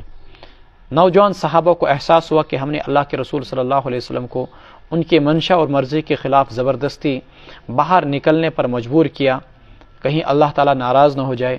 انہوں نے معذرت کی کہ یا رسول اللہ، اگر آپ نہیں چاہتے ہیں کھلے میدان میں مقابلہ کرنا تو بہتر ہے کہ جیسا آپ فرمائیں ویسے ہی مدینے میں رہ کر ہم مقابلہ کریں۔ آپ نے فرمایا کہ پیغمبر کے لیے یہ زیبا نہیں ہے کہ جب وہ ہتھیار پہن لے تو پھر وہ لڑے بغیر ہتھیار اتارے۔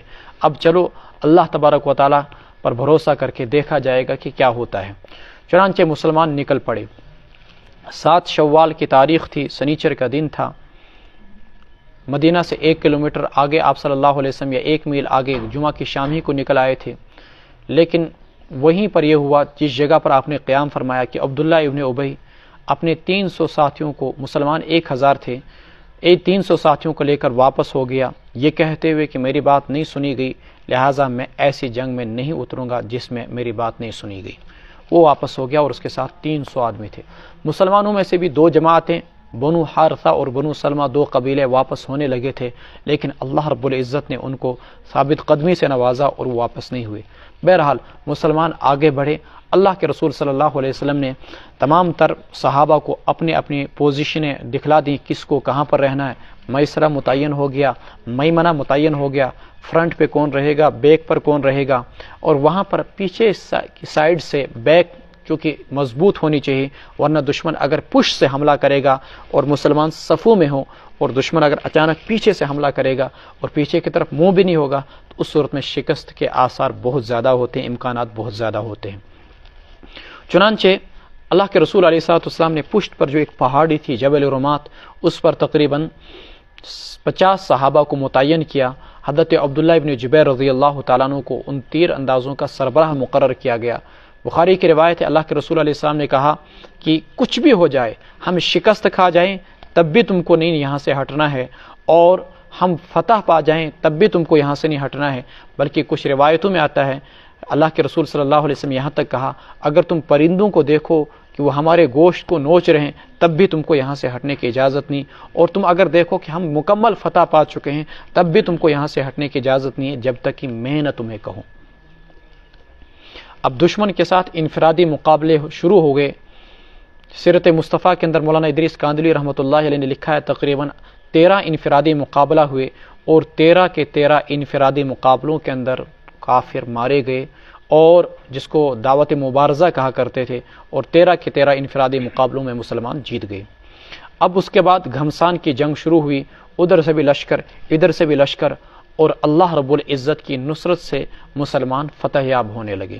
صحابی فرماتے ہیں میری آنکھوں نے دیکھا کہ کافروں کی عورتیں تیزی کے ساتھ پہاڑوں کی طرف بھاگ رہی تھی، اور تیزی کے ساتھ بھاگنے کی وجہ سے ان کی پنڈلیاں کھل رہی تھی اور ان کے پازیب نظر آ رہے تھے۔ اس قدر تیزی کے ساتھ دشمن میدان جنگ چھوڑ کر پیچھے کے لیے فرار ہو گیا۔ خالد ابن ولید رضی اللہ تعالیٰ عنہ دور بیٹھے تماشا دیکھ رہے تھے، وہ بھی پریشان تھے کہ لشکر سارا کا سارا منتشر ہو گیا، ابھی انہوں نے ایمان قبول نہیں کیا تھا، اور وہ کافروں کی طرف سے ایک فوجی جنرل کی حیثیت سے وہاں پر شامل ہوئے تھے۔ ادھر جن 50 صحابہ کو اللہ کے رسول صلی اللہ علیہ وسلم نے پہاڑی پر متعین کیا تھا، ان میں سے کچھ لوگوں نے کہا کہ مسلمان فتح پا گئے، چلو ہم نیچے اترتے ہیں اور مال غنیمت سمیٹتے ہیں۔ حضرت عبداللہ ابن جبیر رضی اللہ تعالیٰ عنہ نے کہا کیا تم بھول گئے کہ اللہ کے رسول نے کیا کہا تھا کہ یہاں سے کسی بھی صورت میں نہیں ہٹنا؟ انہوں نے کہا کہ اللہ کے رسول کے کہنے کا مطلب یہ تھا کہ جب تک ہم فتح نہ پا جائیں، اب ہم نے فتح پا لی، لہٰذا اس پہاڑی کو چھوڑنے میں اب کوئی حرج نہیں۔ چنانچہ 40 آدمیوں نے ان کی بات نہ مانی اور وہ لوگ میدان جنگ میں اتر آئے۔ جب وہ میدان جنگ میں اتر آئے، دشمن وہاں سے بھاگ رہا تھا اور اپنے گھوڑے، تلواریں، سامان، ہتھیار، چیزیں وہاں پر چھوڑ رہا تھا، تو یہ اس مال غنیمت کے سمیٹنے میں مشغول ہونے لگے۔ خالد ابن ولید دور سے تماشا دیکھ رہے تھے کہ کہاں سے مسلمانوں پر حملہ کیا جائے۔ انہوں نے دیکھا کہ مسلمانوں کی پشت خالی ہو گئی ہے، تو فوراً 100 سواروں یا 200 سواروں کو لے کر پیچھے سے دور سے گھوم کر آئے اور مسلمانوں کو محسوس نہیں ہونے دیا، اور اچانک پیچھے سے حملہ کیا۔ حضرت عبداللہ ابن جبیر نے روکنے کی کوشش کی، لیکن کہاں 100-200 سوار اور کہاں 10 آدمی مقابلہ نہ کر پائے، اور 10 کے 10 آدمی شہید ہو گئے۔ ایک عرب کے بدو نے مجھے دکھلایا کہ یہ یہاں پر جبل رمات پر ان صحابہ کی قبریں موجود ہیں، لوگوں کو معلوم نہیں اور ان کے اوپر چلتے رہتے ہیں جوتے پہن کر، توہین ہو جاتی ہے ان صحابہ کی قبروں کی۔ وہ وہیں پر شہید ہیں، اسی جبل رمات پر، چھوٹی سی پہاڑی پر۔ چنانچہ جب خالد ابن ولید نے پیچھے سے حملہ کیا اور مسلمان مال غنیمت کے سمیٹنے میں مشغول تھے، کچھ پیچھا کر رہے تھے، اب آگے سے وہ مشرک جب انہوں نے دیکھا کہ ادھر سے حملہ ہو گیا، وہ بھی پھر کر آئے، یوں مسلمان بیچ میں پس کر رہ گئے، اور ایسا بدحواسی کا عالم طاری ہو گیا کہ ایک صحابی تھے حضرت حذیفہ رضی اللہ تعالیٰ عنہ کے والد تھے غالباً، تو مسلمانوں نے ان کو شہید کر دیا، اور وہ کہتے رہ گئے لوگوں یہ میرے والد ہیں میرے والد ہیں، لیکن کچھ پتہ ہی نہیں چلنے لگا کہ اپنے کون ہیں غیر کون ہیں۔ جب مسلمان بیچ میں آ گئے، اب پیچھے سے بھی مشرکوں کا حملہ، آگے سے مشرکوں کا حملہ۔ اب مسلمان بدحواس ہو کر میدان جنگ سے نکلنے لگے۔ یوں 70 مسلمان اسی عالم کے اندر شہید ہوئے، لیکن کچھ صحابہ نے ایسی بے مثال استقامت اور جرت مندی کا مظاہرہ کیا کہ تاریخ کے اندر انہوں نے انمٹ نقوش چھوڑے، جن میں سے حضرت سعد بن ابی وقاص رضی اللہ تعالیٰ عنہ بھی ہیں کہ انہوں نے احد کے دن 1000 تیر چلائے۔ حضرت طلحہ رضی اللہ تعالیٰ عنہ اللہ کے رسول صلی اللہ علیہ وسلم کا دفاع کرتے کرتے کرتے ان کے جسم پر تقریباً 70 سے 80 تیر لگے۔ تیر آتے تو اپنی پشت کو یوں کرتے، یوں پشت کرتے اس طریقے سے، اور یوں دشمن کی طرف سے تیر آنے والے جو اللہ کے رسول کی طرف ہوتے ان کو روک لیتے، ہاتھوں پر تیر روکتے۔ فصارت یدہ شلا، ان کا ہاتھ بالکل شل ہو گیا، یوں تیر آتے یوں روکتے یوں روکتے۔ سوچئے کہ کیا بے مثال استقامت تھی، کیا جرت مندی کا مظاہرہ تھا۔ ایک صحابی کھجور کھا رہے تھے، کہا کہ مجھے کیا ملے گا اگر میں یہاں پر شہید ہو جاؤں؟ اللہ کے رسول نے کہا جنت۔ فرمایا پھر تو جنت میں جانے میں مجھے بڑا ٹائم لگے گا اگر یہ کھجور میں کھاتے رہوں۔ کھجور پھینک دے اور میدان جنگ کے اندر اتر کر اتنا جرت مندی کے ساتھ کافروں کا مقابلہ کیا کہ کافر مبہوت ہو کر رہ گئے، ڈر گئے کافر کچھ صحابہ کی اس استقامت کو دیکھ کر اور ان کے میدان جنگ میں کودنے کو۔ انس بن رضی اللہ تعالیٰ عنہ مدینہ کی طرف جا رہے ہیں، مدینہ سے آ رہے ہیں، ادھر سے ایک صحابی جا رہے تھے، کہاں جا رہے ہو؟ کہا میں احد کی طرف جا رہا ہوں، مجھے احد سے جنت کی خوشبو آ رہی ہے۔ آگے میدان جنگ کے اندر اور اترے، من المؤمنین رجال صدقوا ما عاهدوا اللہ علیہ فمنهم من قضى نحبه ومنهم من ينتظر وما بدلوا تبدیلا۔ انہی کے بارے میں آیت نازل ہوئی کہ اللہ سے جو وعدہ کیا تھا اگر موقع ملا دشمن سے لڑنے کا تو ہم دکھائیں گے کہ دشمن کو مزہ چکھائیں گے، وہ میدان جنگ کے اندر اترے اور اس قدر جرت مندی کے ساتھ مقابلہ کیا کہ شہید ہوئے اور ٹکڑے ٹکڑے ہو گئے ان کے، لیکن پیچھے نہیں ہٹے۔ آخرکار اللہ تبارک و تعالیٰ نے انہی بے مثال صحابہ کی بے مثال جرت اور شجاعت کی وجہ سے کافروں کے دلوں کو مبہوت کیا اور وہ پیچھے ہٹ گئے، ورنہ یہ کہا جا سکتا تھا کہ اگر کافر غالب آ گئے، شکار سامنے ہے، تو انہوں نے مسلمانوں کا خاتمہ کیوں نہیں کیا؟ لیکن یہ کہنا غلط ہے کہ مسلمانوں نے مقابلہ نہیں کیا، مسلمانوں نے زبردست مقابلہ کیا، تبھی جا کر تو کفار پیچھے ہٹے۔ اس غزوے میں مسلمانوں سے کیا غلطیاں ہوئی؟ ایک تو رسول اللہ صلی اللہ علیہ وسلم کی حکم کی نادانستہ حکم عدولی، نادانستہ کہہ لیجئے، مال غنیمت کی خواہش، اللہ تبارک و تعالیٰ نے جیسے بیان کیا، اور بھی کچھ چیزیں جن پر اللہ تبارک و تعالیٰ نے اس صورت کے اندر تفصیلی گفتگو کی ہے۔ جنگ کے بیچ میں ایسا ہوا کہ اللہ کے رسول صحابہ کو آواز دینے لگے، لیکن آواز سنائی نہیں دے رہی تھی۔ اسی بیچ شیطان نے یہ خبر مشہور کر دی کہ اللہ کے رسول صلی اللہ علیہ وسلم کو شہید کر دیا گیا، جس سے صحابہ کے حواس ختم ہو گئے اور صحابہ حواس کھو بیٹھے اور وہ میدان جنگ سے باہر نکلے، کہنے لگے کہ اب جب اللہ کے رسول ہی شہید ہو گئے اب کس کے لیے لڑنا؟ جس پر اگلی آیت اتری، وما محمد الا رسول قد خلت من قبلہ الرسل افإن مات او قتل انقلبتم علی اعقابکم۔ اور بھی کچھ جزیات ہیں جو انشاءاللہ اپنے اپنے موقع پر آئیں گی۔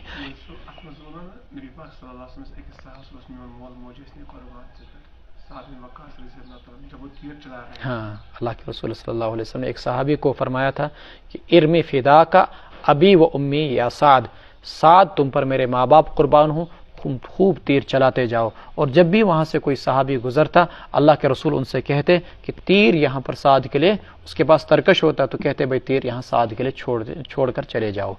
اذ ہمت طائفتان منکم ان تفشلا، جب تم میں کی دو جماعتوں نے ارادہ کیا ان تفشلا کی وہ ہمت ہار دیں۔ جن دو جماعتوں کا میں نے تذکرہ کیا تھا ابھی، بنو حارثہ اور بنو سلمہ انصار میں سے، جب عبداللہ ابن ابی 300 ساتھیوں کو لے کر واپس ہونے لگا تو ان کے بھی قدم پھسلنے لگے تھے، لیکن اللہ تبارک و تعالیٰ نے ان کی مدد فرمائی، واللہ ولیہما، اور اللہ تبارک و تعالیٰ ہی ان کا ولی تھا، اللہ تبارک و تعالیٰ ہی ان کا دوست تھا۔ وعلی اللہ فلیتوکل المؤمنون، اور اللہ ہی پر مومنوں کو بھروسہ کرنا چاہیے۔ یہ لمحے ہوتے ہیں قربانی دکھانے کے۔ بعد میں یہ دو جماعتیں کہا کرتی تھی کہ اگرچہ اس وقت ہمارے قدم پھسلنے لگے تھے لیکن ایسی ونہ خدائن واللہ ولیہما، تو ہمیں ونو ایسی ونو نا واللہ ولیہما کہ اللہ ہمارا ولی ہے۔ وعلی اللہ فلیتوکل المؤمنون، اور اللہ ہی پر مومنوں کو بھروسہ کرنا چاہیے۔ وَلَقَدْ نَصَرَكُمُ اللَّهُ بِبَدْرٍ وَأَنْتُمْ أَضِلَّةٌ، اللہ تبارک و تعالیٰ نے تمہاری مدد فرمائی تھی بدر کے میدان میں جب کہ تم کمزور تھے۔ فَاتَّقُوا اللَّهَ، سو اللہ سے ڈرو، لَعَلَّكُمْ تَشْكُرُونَ، تاکہ تم شکر گزار بن جاؤ۔ اذ تقول للمؤمنین، جب آپ مومنوں سے کہہ رہے تھے، الن یکفیکم ان یمدکم ربکم بثلاثۃ آلاف من الملائکۃ منزلین، کیا یہ بات تمہارے لیے کافی نہیں کہ تمہارا رب تمہاری مدد فرمائے 3000 فرشتوں کے ذریعے سے جو آسمان سے اتارے جائیں گے؟ بلا، کیوں نہیں، یقیناً اتارے جائیں گے، ان تصبروا وتتقوا، اگر تم صبر اختیار کرو گے اور تقوی اختیار کرو گے، ویأتوکم من فورہم، اور وہ دشمن تم پر یک بار بھی حملہ کریں گے، تو ھذا یمددکم ربکم بخمسۃ آلاف من الملائکۃ مسومین، اللہ تبارک و تعالیٰ تمہاری مدد فرمائیں گے 5000 فرشتوں کے ذریعے سے جو امتیازی نشان لیے ہوئے ہوں گے۔ وما جعلہ اللہ الا بشرا لکم، اللہ نے یہ چیزیں نہیں بنائی، نہیں فرمائی، نہیں مقرر کی مگر صرف تمہاری خوشخبری کے لیے، وَلِتَطْمَئِنَّ قُلُوبُكُمْ بِهِ، اور تاکہ تمہارے دل اس پر مطمئن ہو جائیں۔ وَمَن النَّصْرُ إِلَّا مِنْ عِنْدِ اللَّهِ الْعَزِيزِ الْحَكِيمِ، اور مدد نہیں ہو سکتی مگر صرف اللہ ہی کی طرف سے جو غالب ہے، حکمت والا ہے۔ لِيَقْطَعَ طَرَفًا مِنَ الَّذِينَ كَفَرُوا، تاکہ اللہ ہلاک کر دے کافروں میں سے ایک گروہ کو۔ یقطع کے معنی یہاں پر ہلاک کرنے سے کیا گیا ہے، اور طرفن کے معنی گروہ، کافروں کے ایک گروہ کو ہلاک کر دے۔ او یکبتہم، کبت یکبتو کبت اللہ، یکبتو کے معنی آتے ہیں رسوا کرنا، یا اللہ رسوا کر دے ان کافروں کو۔ فینقلبوا خائبین، تو وہ ناکام و نامراد ہو کر واپس لوٹ جائیں۔ لیس لک من الامر شیء او یتوب علیہم او یعذبہم فانہم ظالمون، اللہ کے رسول صلی اللہ علیہ وسلم کو دندان مبارکہ کو شہید کیا گیا، آپ صلی اللہ علیہ وسلم کو عتبہ کے ذریعے سے حملہ کیا گیا، اور آپ کے خود ٹوٹ کر اس کی کڑیاں آپ صلی اللہ علیہ وسلم کے چہرے مبارک کے اندر گھس گئیں۔ ابن قمیہ نے آپ صلی اللہ علیہ وسلم پر زور سے پتھر مارا جو دندان مبارک پر آیا، اور شہید آپ صلی اللہ علیہ وسلم کے 2 دندان مبارک شہید ہوئے، اور ادھر سے 70 سے زیادہ صحابہ شہید ہوئے، اور حضرت حمزہ رضی اللہ تعالیٰ عنہ کو مسلح کیا گیا، ناک کاٹے گئے، کان کاٹے گئے، اور اسی طریقے سے جگر نکال کر اس کو چبایا گیا۔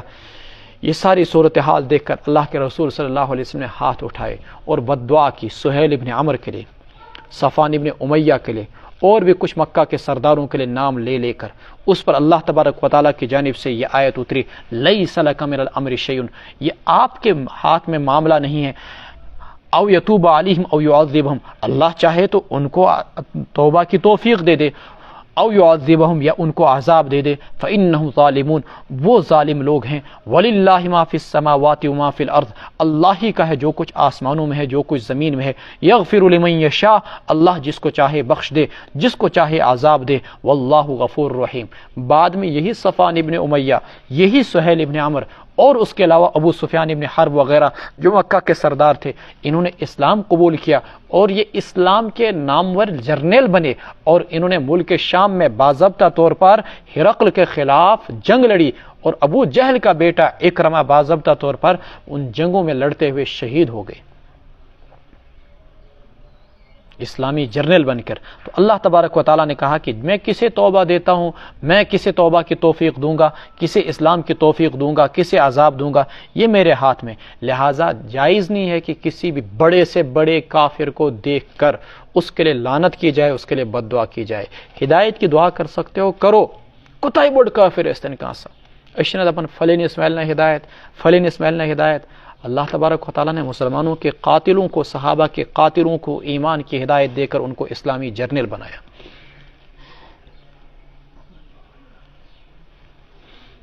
او یعذبہم فانہم ظالمون وللہ ما فی السماوات وما فی الارض یغفر لمن یشاء ویعذب من یشاء واللہ غفور رحیم۔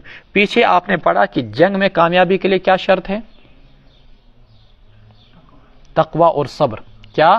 تقوی اور تقوی کے لیے شرط کیا ہے؟ حلال کھانا، اور حلال کے لیے سب سے اہم چیز کیا ہے؟ سود کو چھوڑ دینا۔ اب دیکھیں اللہ تعالیٰ کیا فرما رہے ہیں، یا ایھا الذین آمنوا لا تأکلوا الربا اضعافا مضاعفۃ واتقوا اللہ لعلکم تفلحون، اے ایمان والو نہ کھاؤ تم سود کئی گنا بڑھا کر، واتقوا اللہ، سود در سود، واتقوا اللہ لعلکم تفلحون، اور ڈرو اللہ تعالیٰ سے تاکہ تم کامیاب ہو جاؤ، واتقوا النار التی، اور بچو اس آگ سے، التی اعدت للکافرین، جو کافروں کے لیے تیار کی گئی ہے، واطیعوا اللہ والرسول، اور اطاعت کرو اللہ کی اور رسول کی، لعلکم ترحمون، تاکہ تم پر رحم کیا جائے، تاکہ تم پر رحم کیا جائے، لعلکم ترحمون۔ سود کیا ہوتا ہے؟ جاہلیت کے اندر ایسا ہوا کرتا تھا کہ کسی نے کسی کو 10,000 کی رقم دی تو سود پر سود لیا جاتا تھا، سال کے بعد 10,000 ادا کر دے، لیکن جو 10,000 سود یہ اب اگلے سال ادا کیے جائیں گے، اس سود پر بھی سود ہوگا، گویا کہ اگلے سال پھر آپ کو 2,000 دینے، پھر 10,000 دینے، پھر اس 10,000 کو ادا کیا، پھر اس سود پر سود چڑھا، پھر اگلے سال 10,000۔ تو قرآن نے کہا اضافہ مضافہ، سود پر سود چڑھا کر لوگوں کا مال مت کھاؤ۔ اس کا ہرگز یہ مطلب نہیں ہے کہ اگر سود پر سود نہ لیا جائے تو ایک بار سود لینا جائز ہے۔ کوئی انسان ایسا بولے کہ بھائی میں ٹھیک ہے تم کو 10,000 ادھار دے رہا ہوں، لیکن میں اس پر تم کو ایک بار سود لوں گا، 10,000 پر 10,000 لوں گا، اگر تم وہ 10,000 ادا نہیں کر پائے تو میں صرف 10,000 لوں گا، سود پر سود نہیں لگاؤں گا۔ ایسا کرنا جائز نہیں۔ مولانا شبیر احمد عثمانی رحمۃ اللہ علیہ نے لکھا ہے کہ اس سے کچھ ملحدین قسم کے لوگ استدلال کر سکتے ہیں کہ اگر یکبارگی سود ہو تو وہ جائز ہے۔ ایسا نہیں ہے، یکبارگی سود ہو یا سود پر سود ہو، کوئی بھی صورت جائز نہیں ہے۔ یہ ایسا ہی کہا جائے کہ آپ نے کسی کو دیکھا مسجد میں گالیاں دیتے ہوئے اور آپ نے اس کو کہا کہ بھائی مسجد میں گالیاں مت دو، تو اس کا کیا مطلب؟ باہر نکل کر گالیاں دو۔ یہی ہے اس آیت کا بھی مطلب۔ اگر قرآن نے یہ کہا کہ سود پر سود مت کھاؤ تو اس کا ہرگز یہ مطلب نہیں کہ ایک بار سود کھاؤ۔ واتقوا الله لعلكم تفلحون واتقوا النار التي اعدت للكافرين واطيعوا الله والرسول لعلكم ترحمون وسارعوا الى مغفرة من ربكم، دوڑو اپنے رب کی بخشش کی طرف، وجنت، اور اس جنت کی طرف، عرضها السماوات والارض، جس کی چوڑائی آسمانوں اور زمینوں کے برابر ہے، اعدت للمتقین، وہ تیار کی گئی ہے جنت متقیوں کے لیے۔ قرآن نے یہاں پر جنت کی چوڑائی کو بیان کیا کہ جتنی زمین و آسمان کی چوڑائی، جتنی زمین و آسمان کی چوڑائی، جتنے زمین و آسمان ہیں، زمین و آسمان کی وسعت ہے، زمین و آسمان کی وسعت کے بقدر جنت کی چوڑائی۔ یہ ٹیبل ہے آپ کے سامنے، یہ اس کی چوڑائی ہے، یہ اس کی لمبائی۔ لمبائی زیادہ ہوتی ہے، چوڑائی کم ہوتی ہے، لمبائی زیادہ ہوتی ہے، چوڑائی کم ہوتی ہے۔ قرآن نے جنت کی چوڑائی کو بیان کیا، جنت کی لمبائی کو بیان نہیں کیا۔ کیوں؟ جنت کی لمبائی کے لیے دنیا میں الفاظ ایجاد ہی نہیں ہوئے۔ جنت کی لمبائی کے لیے دنیا میں الفاظ ہی ایجاد نہیں ہوئے، اتنی اللہ تبارک و تعالیٰ نے جنت کی لمبائی بنائی ہے۔ پیر ذوالفقار صاحب رحمۃ اللہ دامت برکات میں ایک واقعہ بیان کرتے ہیں کہ ہم نے ایک مرتبہ کاؤنٹ کیا، حساب لگایا کہ جو حدیث میں آتا ہے کہ جنت کے ایک درخت کے سایہ اتنا زیادہ ہوگا کہ سوار اس کے سائے میں 100 سال تک چلے گا تب بھی اس کا سایہ ختم نہیں ہوگا۔ فرماتے ہیں ہم نے اس کو جب حساب کر کے لگایا تو وہ 1250 دنیا کا جتنا یہ طول عرض ہے، زمین کا جتنا طول و عرض ہے، 1250 گنا زیادہ زمین سے وہ جنت کے اس ایک درخت کا سایہ بنتا ہے۔ اتنی بڑی جنت اللہ تبارک و تعالیٰ نے کن کے لیے بنائی ہے؟ للمتقین، متقیوں کے لیے بنائی ہے۔ اللہ مسلم کے اندر ایک روایت ہے، اللہ کے رسول علیہ السلام نے فرمایا سب سے ہلکا جو جنتی ہوگا، سب سے چھوٹا جو درجے میں جنتی ہوگا، اس کو اس دنیا سے 10 گنا بڑی جنت دی جائے گی، اس زمین سے بڑی 10 گنا جنت۔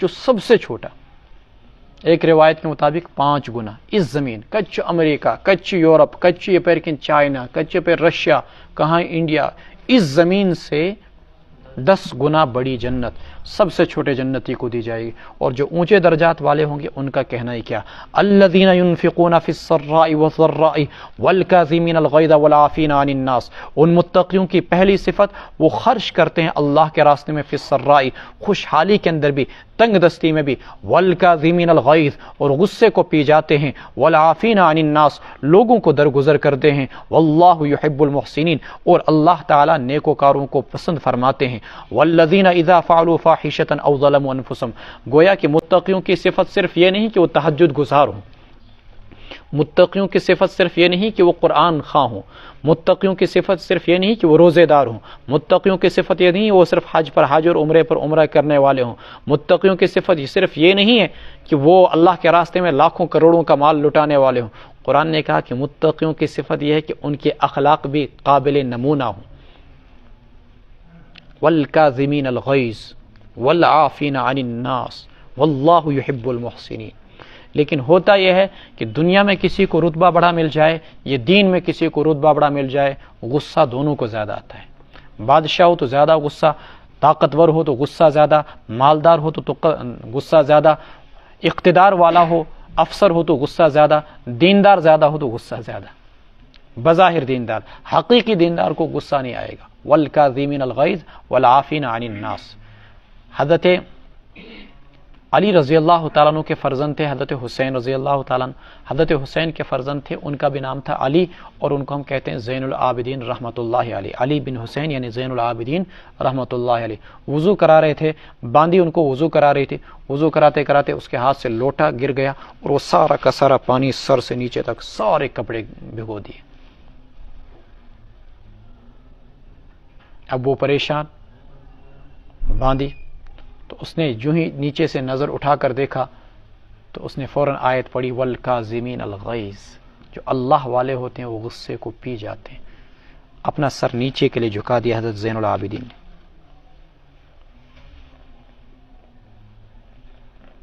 اس نے فوراً اگلی آیت پڑھی والعافین عن الناس۔ حضرت زین العابدین رحمۃ اللہ علیہ نے کہا جا میں نے تجھ کو دل سے معاف کر دیا۔ باندی بھی بڑی چالاک تھی، کہا موقع ہے، دولت بٹ رہی ہے، فوراً اگلی آیت بھی پڑھی واللہ یحب المحسنین۔ اللہ تعالیٰ نیکوکاروں کو پسند فرماتے ہیں۔ اللہ کے جو اولیاء ہوتے ہیں وہ نیکی کے کسی بھی چانس کو مس نہیں ہونے دیتے ہیں۔ تو جو ہی اس باندی نے آیت پڑھی، اللہ تعالیٰ اچھائی کرنے والوں کو، حسن سلوک کرنے والوں کو پسند فرماتے ہیں۔ انہوں نے آگے سے اس کو کہتے جا میں نے تجھ کو آزاد کر دیا۔ واللہ یحب المحسنین۔ تو جو حقیقی دیندار ہوگا اس کو غصہ کبھی نہیں آئے گا اپنے چھوٹوں پر۔ والعافین عن الناس واللہ یحب المحسنین۔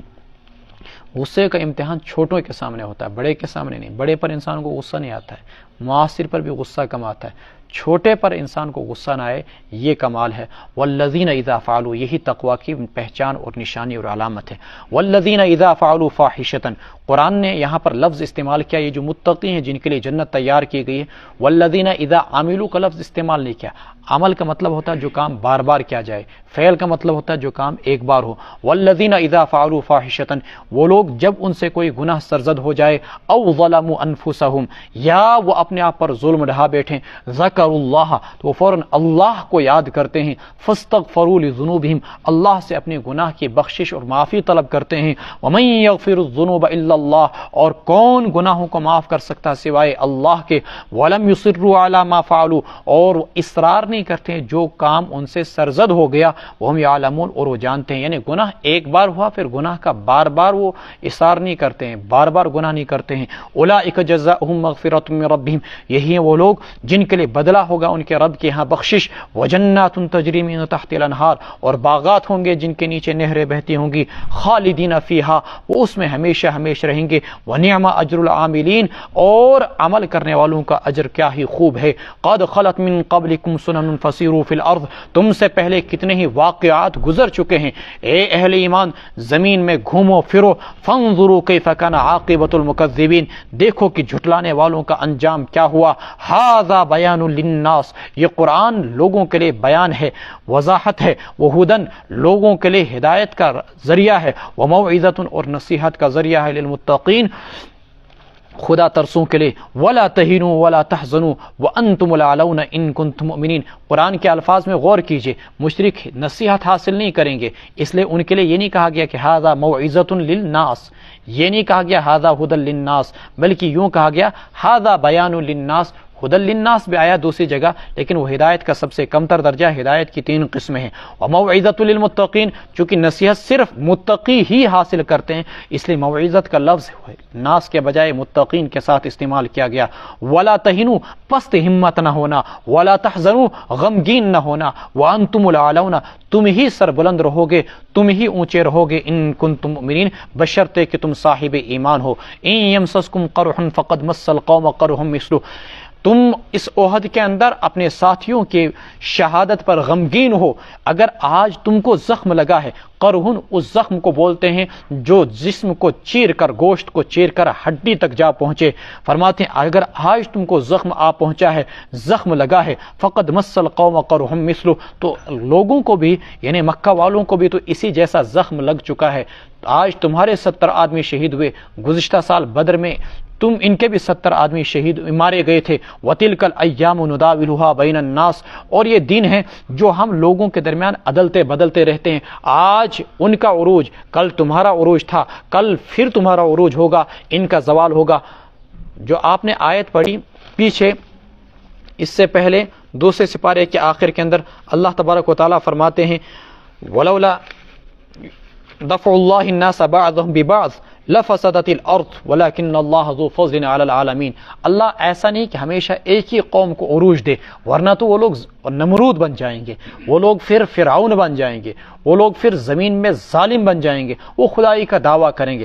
اللہ کبھی ایک قوم کو عروج دیتے ہیں، پھر اس کو پست کر دیتے ہیں، پھر دوسری قوم کو عروج دیتے ہیں، پھر ان کو پست کر دیتے ہیں۔ وَتِلْكَ الْأَيَّامُ نُدَاوِلُهَا بَيْنَ النَّاسِ، یہ دن ہیں جن کو ہم لوگوں کے درمیان الٹتے پلٹتے رہتے ہیں، عدلتے بدلتے رہتے ہیں۔ وَلِيَعْلَمَ اللَّهُ الَّذِينَ آمَنُوا، اور تاکہ اللہ تبارک و تعالی جان جائے اہل ایمان کو، وَيَتَّخِذَ مِنْكُمْ شُهَدَاءَ، اور اللہ تبارک و تعالی تم میں سے کچھ کو شہید بنائے۔ وَاللَّهُ لَا يُحِبُّ الظَّالِمِينَ، اللہ تبارک و تعالی ظالموں کو پسند نہیں فرماتے۔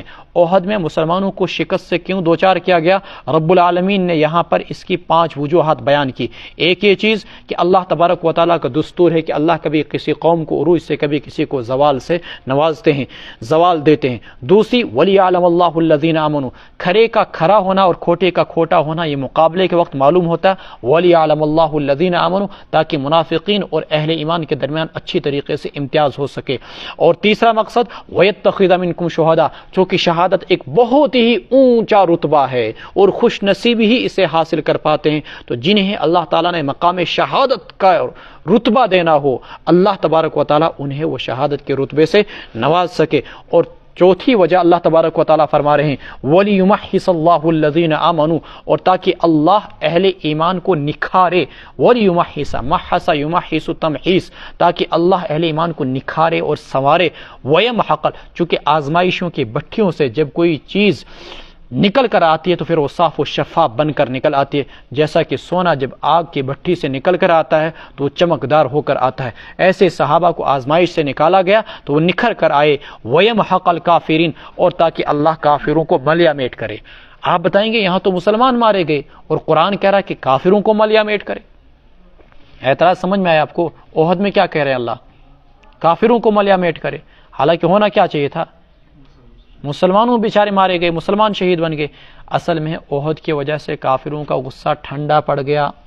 جب کافروں کا غصہ ٹھنڈا پڑ گیا تو اب وہ مقابلہ نہیں کریں گے، جب وہ مقابلہ نہیں کریں گے اب مسلمان ان پر خطرناک قسم کا حملہ کریں گے۔ وَيَمْحَقَ الْكَافِرِينَ، اور آئندہ کے لیے ہمیشہ مسلمان ہی غالب رہیں گے۔ چنانچہ اس کے بعد پھر کسی بھی جنگ کے اندر کبھی بھی کافر مسلمانوں پر غالب نہ آئے، نہ خندق کے اندر، نہ حنین کے اندر، نہ تبوک میں، نہ فتح مکہ میں، نہ غزوہ خیبر میں، نہیں کسی بڑے چھوٹے سریے یا کسی بڑے چھوٹے غزوے کے اندر۔ وَيَمْحَقَ الْكَافِرِينَ أَمْ حَسِبْتُمْ أَن تَدْخُلُوا الْجَنَّةَ، کیا تمہارا یہ خیال ہے کہ تم جنت میں داخل ہو جاؤ گے؟ وَلَمَّا يَعْلَمِ اللَّهُ الَّذِينَ جَاهَدُوا مِنْكُمْ، جبکہ اللہ تعالیٰ نے ظاہر نہیں کیا تم میں سے ان لوگوں کو جنہوں نے ابھی تک جہاد کیا، اور اللہ جان جائے تم میں سے ثابت قدمی اختیار کرنے والوں کو، ڈٹ جانے والوں کو۔ وَلَقَدْ كُنْتُمْ تَمَنَّوْنَ الْمَوْتَ مِنْ قَبْلِ أَنْ تَلْقَوْا، اور تم لوگ اس سے پہلے موت کی تمنا کیا کرتے تھے، آرزو کیا کرتے تھے، کاش دشمن سے مقابلے کا موقع مل جائے تو ہم بھی شہادت سے سرفراز ہو جائیں۔ فَقَدْ رَأَيْتُمُوهُ وَأَنْتُمْ تَنْظُرُونَ، آج تمہیں وہ موقع مل گیا اور تم آنکھوں سے دیکھ رہے تھے، آج تم نے اسے دیکھ لیا موت کو، اور تم کھلی آنکھوں سے اسے دیکھ رہے تھے۔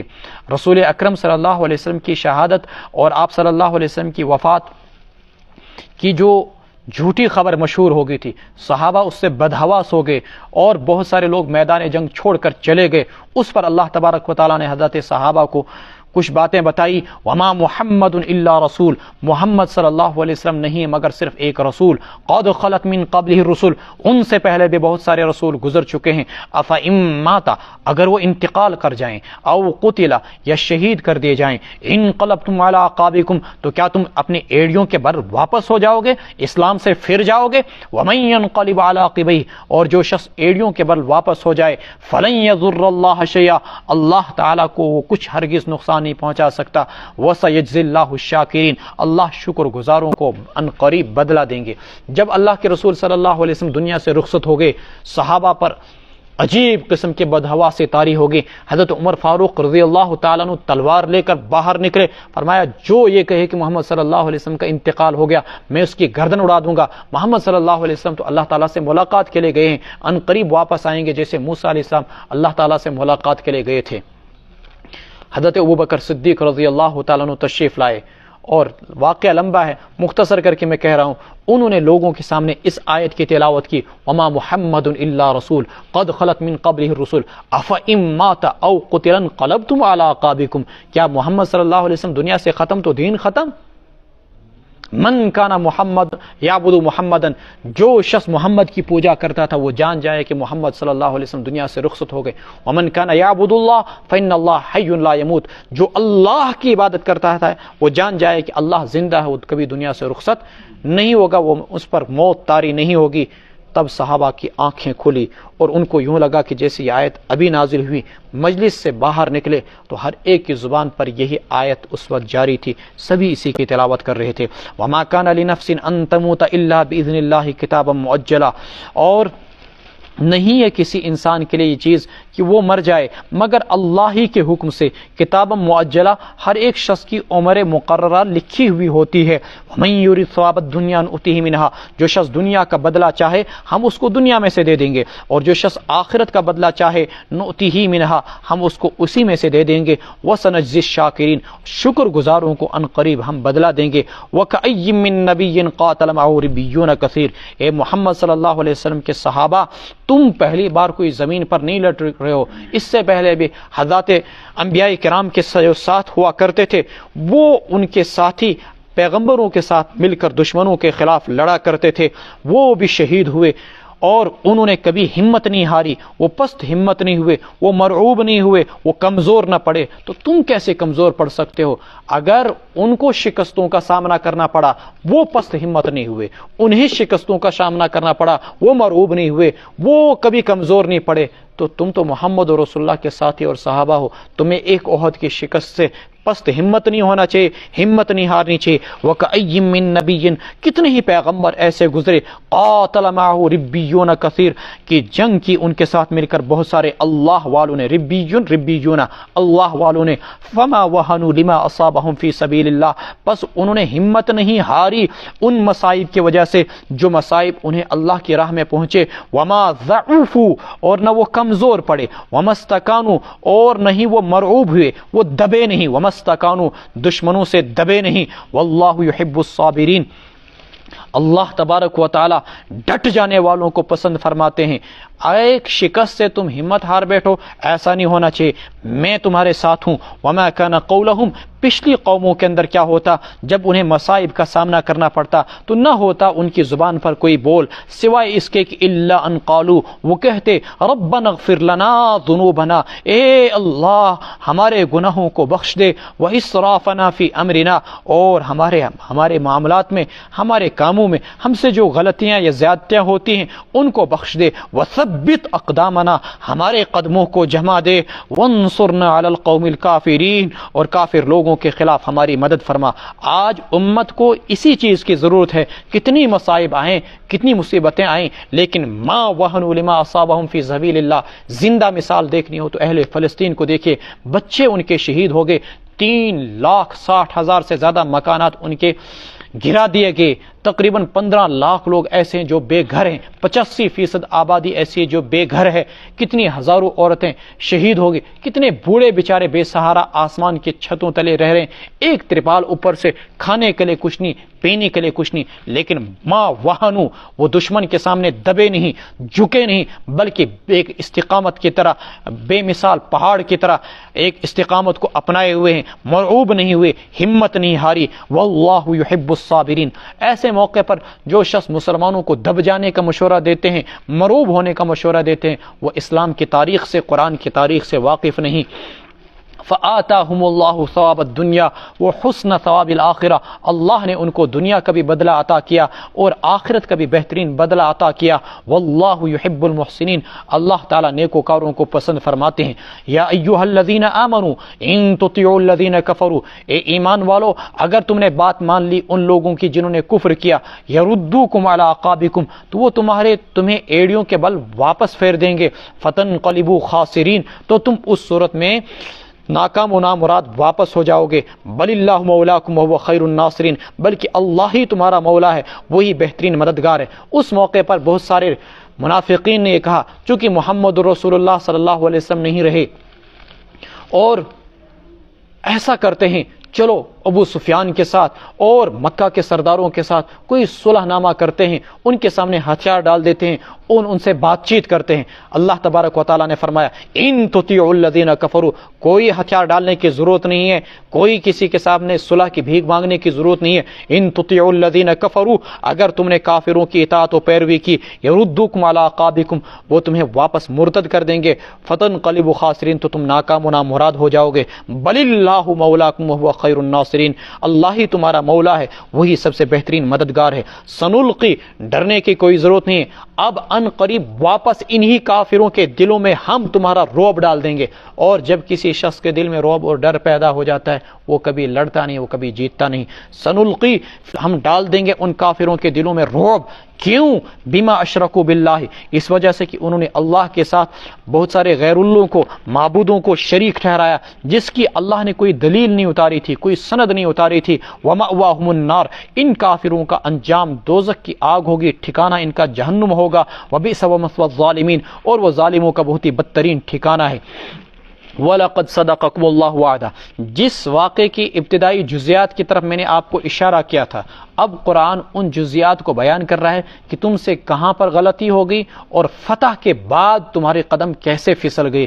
وَلَقَدْ صَدَقَكُمُ اللَّهُ وَعْدَهُ، اللہ نے وعدہ کیا تھا کہ دشمن کے خلاف تمہاری مدد کروں گا، اللہ نے اپنا وعدہ سچ کر دکھایا۔ اِذْ تَحُسُّونَهُمْ، حَسَّ يَحُسُّ کے معنی یہاں پر قتل کرنے کے ہیں، جب تم ان دشمنوں کو قتل کر رہے تھے اللہ کی مرضی سے، اللہ کے حکم سے، حتی اذا فشلتم، یہاں تک کہ تم پست ہمت ہو گئے، وتنازعتم فی الامر، اور تم نے حکم نبوی کے سلسلے میں جھگڑنا شروع کیا۔ کیا جھگڑا؟ ایک جماعت کہنے لگی کہ نیچے اتر کر باضابطہ مقابلہ کیا جائے، اور دوسری جماعت کہنے لگی کہ نہیں، نیچے اتر کر مال غنیمت سمیٹا جائے، جبکہ دوسری جماعت کہنے لگی کہ نہیں، نیچے اترنے کی کوئی ضرورت نہیں ہے۔ وَتَنَازَعْتُمْ فِي الْأَمْرِ وَعَصَيْتُمْ مِنْ بَعْدِ مَا أَرَاكُمْ مَا تُحِبُّونَ، اور تم نے نبی کے حکم کی خلاف ورزی کی، اس کے باوجود کہ اللہ نے تم کو دکھلا دی تھی وہ چیز جو تمہیں بڑی محبوب تھی اور تمہیں پسند تھی۔ من بعد ما اراکم ما تحبون، اللہ نے تم کو وہ چیز دکھلا دی تھی جس کو تم پسند کرتے تھے، یعنی فتح، جیسے میں نے ابھی بتایا کہ ابتداءً مسلمانوں کو فتح حاصل ہوئی، 23 کافر مارے گئے، 23 کافر مارے گئے، اور دشمن میدان چھوڑ کر بھاگنے لگا۔ پھر کیا ہوا؟ منکم من یرید الدنیا ومنکم من یرید الآخرہ، کچھ لوگ مال غنیمت سمیٹنے کے خاطر پہاڑ سے نیچے اتر آئے، تم میں سے کچھ لوگ ایسے تھے جو دنیا چاہتے تھے، اور کچھ لوگ ایسے تھے جو آخرت کے طلبگار تھے۔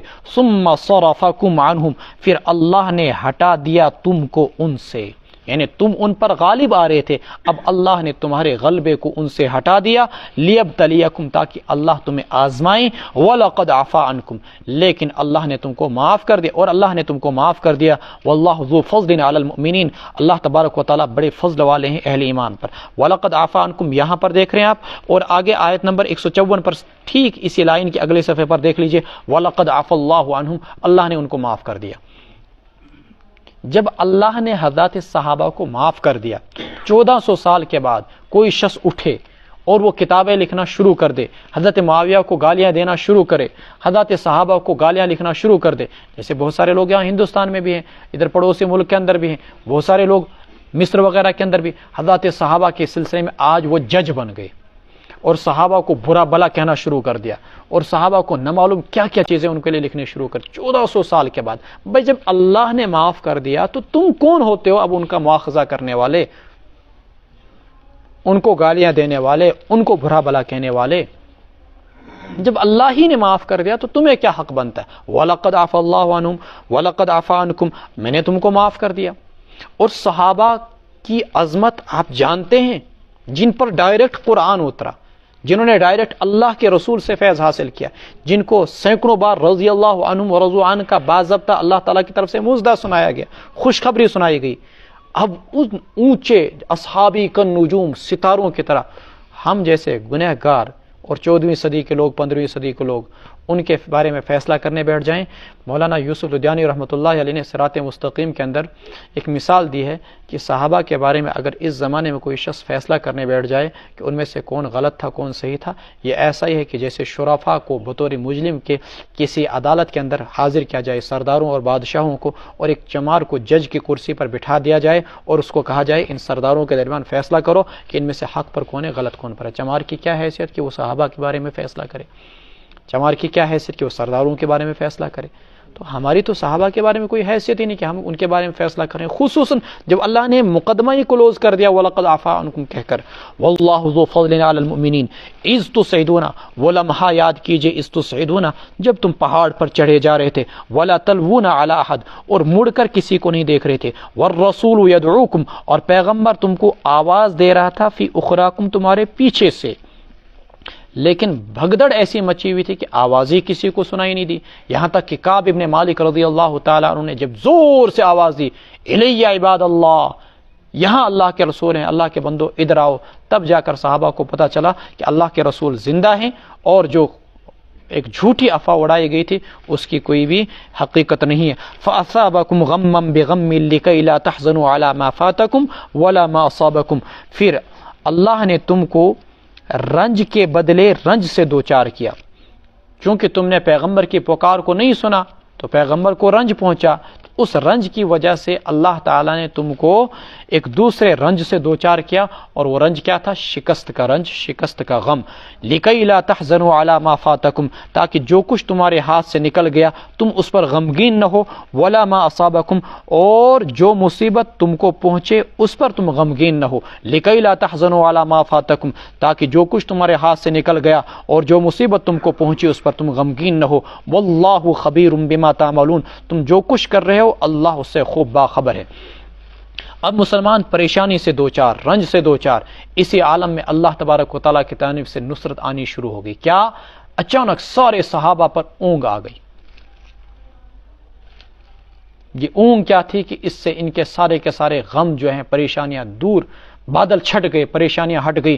ثم انزل علیکم من بعد الغم پھر اتارا اللہ تبارک و تعالیٰ نے تم پر من بعد الغم بھی، رنج سے دوچار ہونے کے بعد، امنتن راحت کو، وہ راحت بشکل اونگ تھی، نعاسن یعنی اونگ، یغشا طائفۃ منکم وہ اونگ تم میں سے ایک جماعت کو چھائے جا رہی تھی، وطائفۃ قد اہمتہم انفسہم یظنون باللہ غیر الحق ظن الجاہلیہ اور ایک جماعت ایسی تھی قد اہمتہم انفسہم جنہیں اپنی ہی جانوں کی فکر پڑی تھی، یظنون باللہ غیر الحق وہ اللہ تعالیٰ کے متعلق خلاف حقیقت جاہلانہ خیالات قائم کر رہے تھے، یظنون باللہ غیر الحق اللہ تعالیٰ کے متعلق ایسا گمان کر رہے تھے جو خلاف حقیقت تھا، ظن الجاہلیہ۔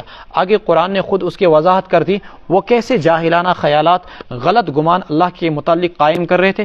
یقولون یوں کہنے لگے حل لنا من الامر من شیء، ایک وضاحت میں کر دوں اس آیت کے جملے میں، اللہ تعالیٰ کے متعلق وہ خلاف حقیقت گمان کر رہے تھے۔ دیکھیں جو چیز تقدیر میں ہوتی ہے وہی غالب آتی ہے، تدبیر غالب نہیں آتی۔ بندہ تدبیر کرنے کا مکلف ہے لیکن تدبیر اصل نہیں، تقدیر اصل ہے۔ ایک انسان کے بارے میں موت لکھی ہوئی تھی کہ احد کے میدان میں اس کی موت ہوگی، وہ لاکھوں تدبیریں کرے وہ نہیں بچ سکتا۔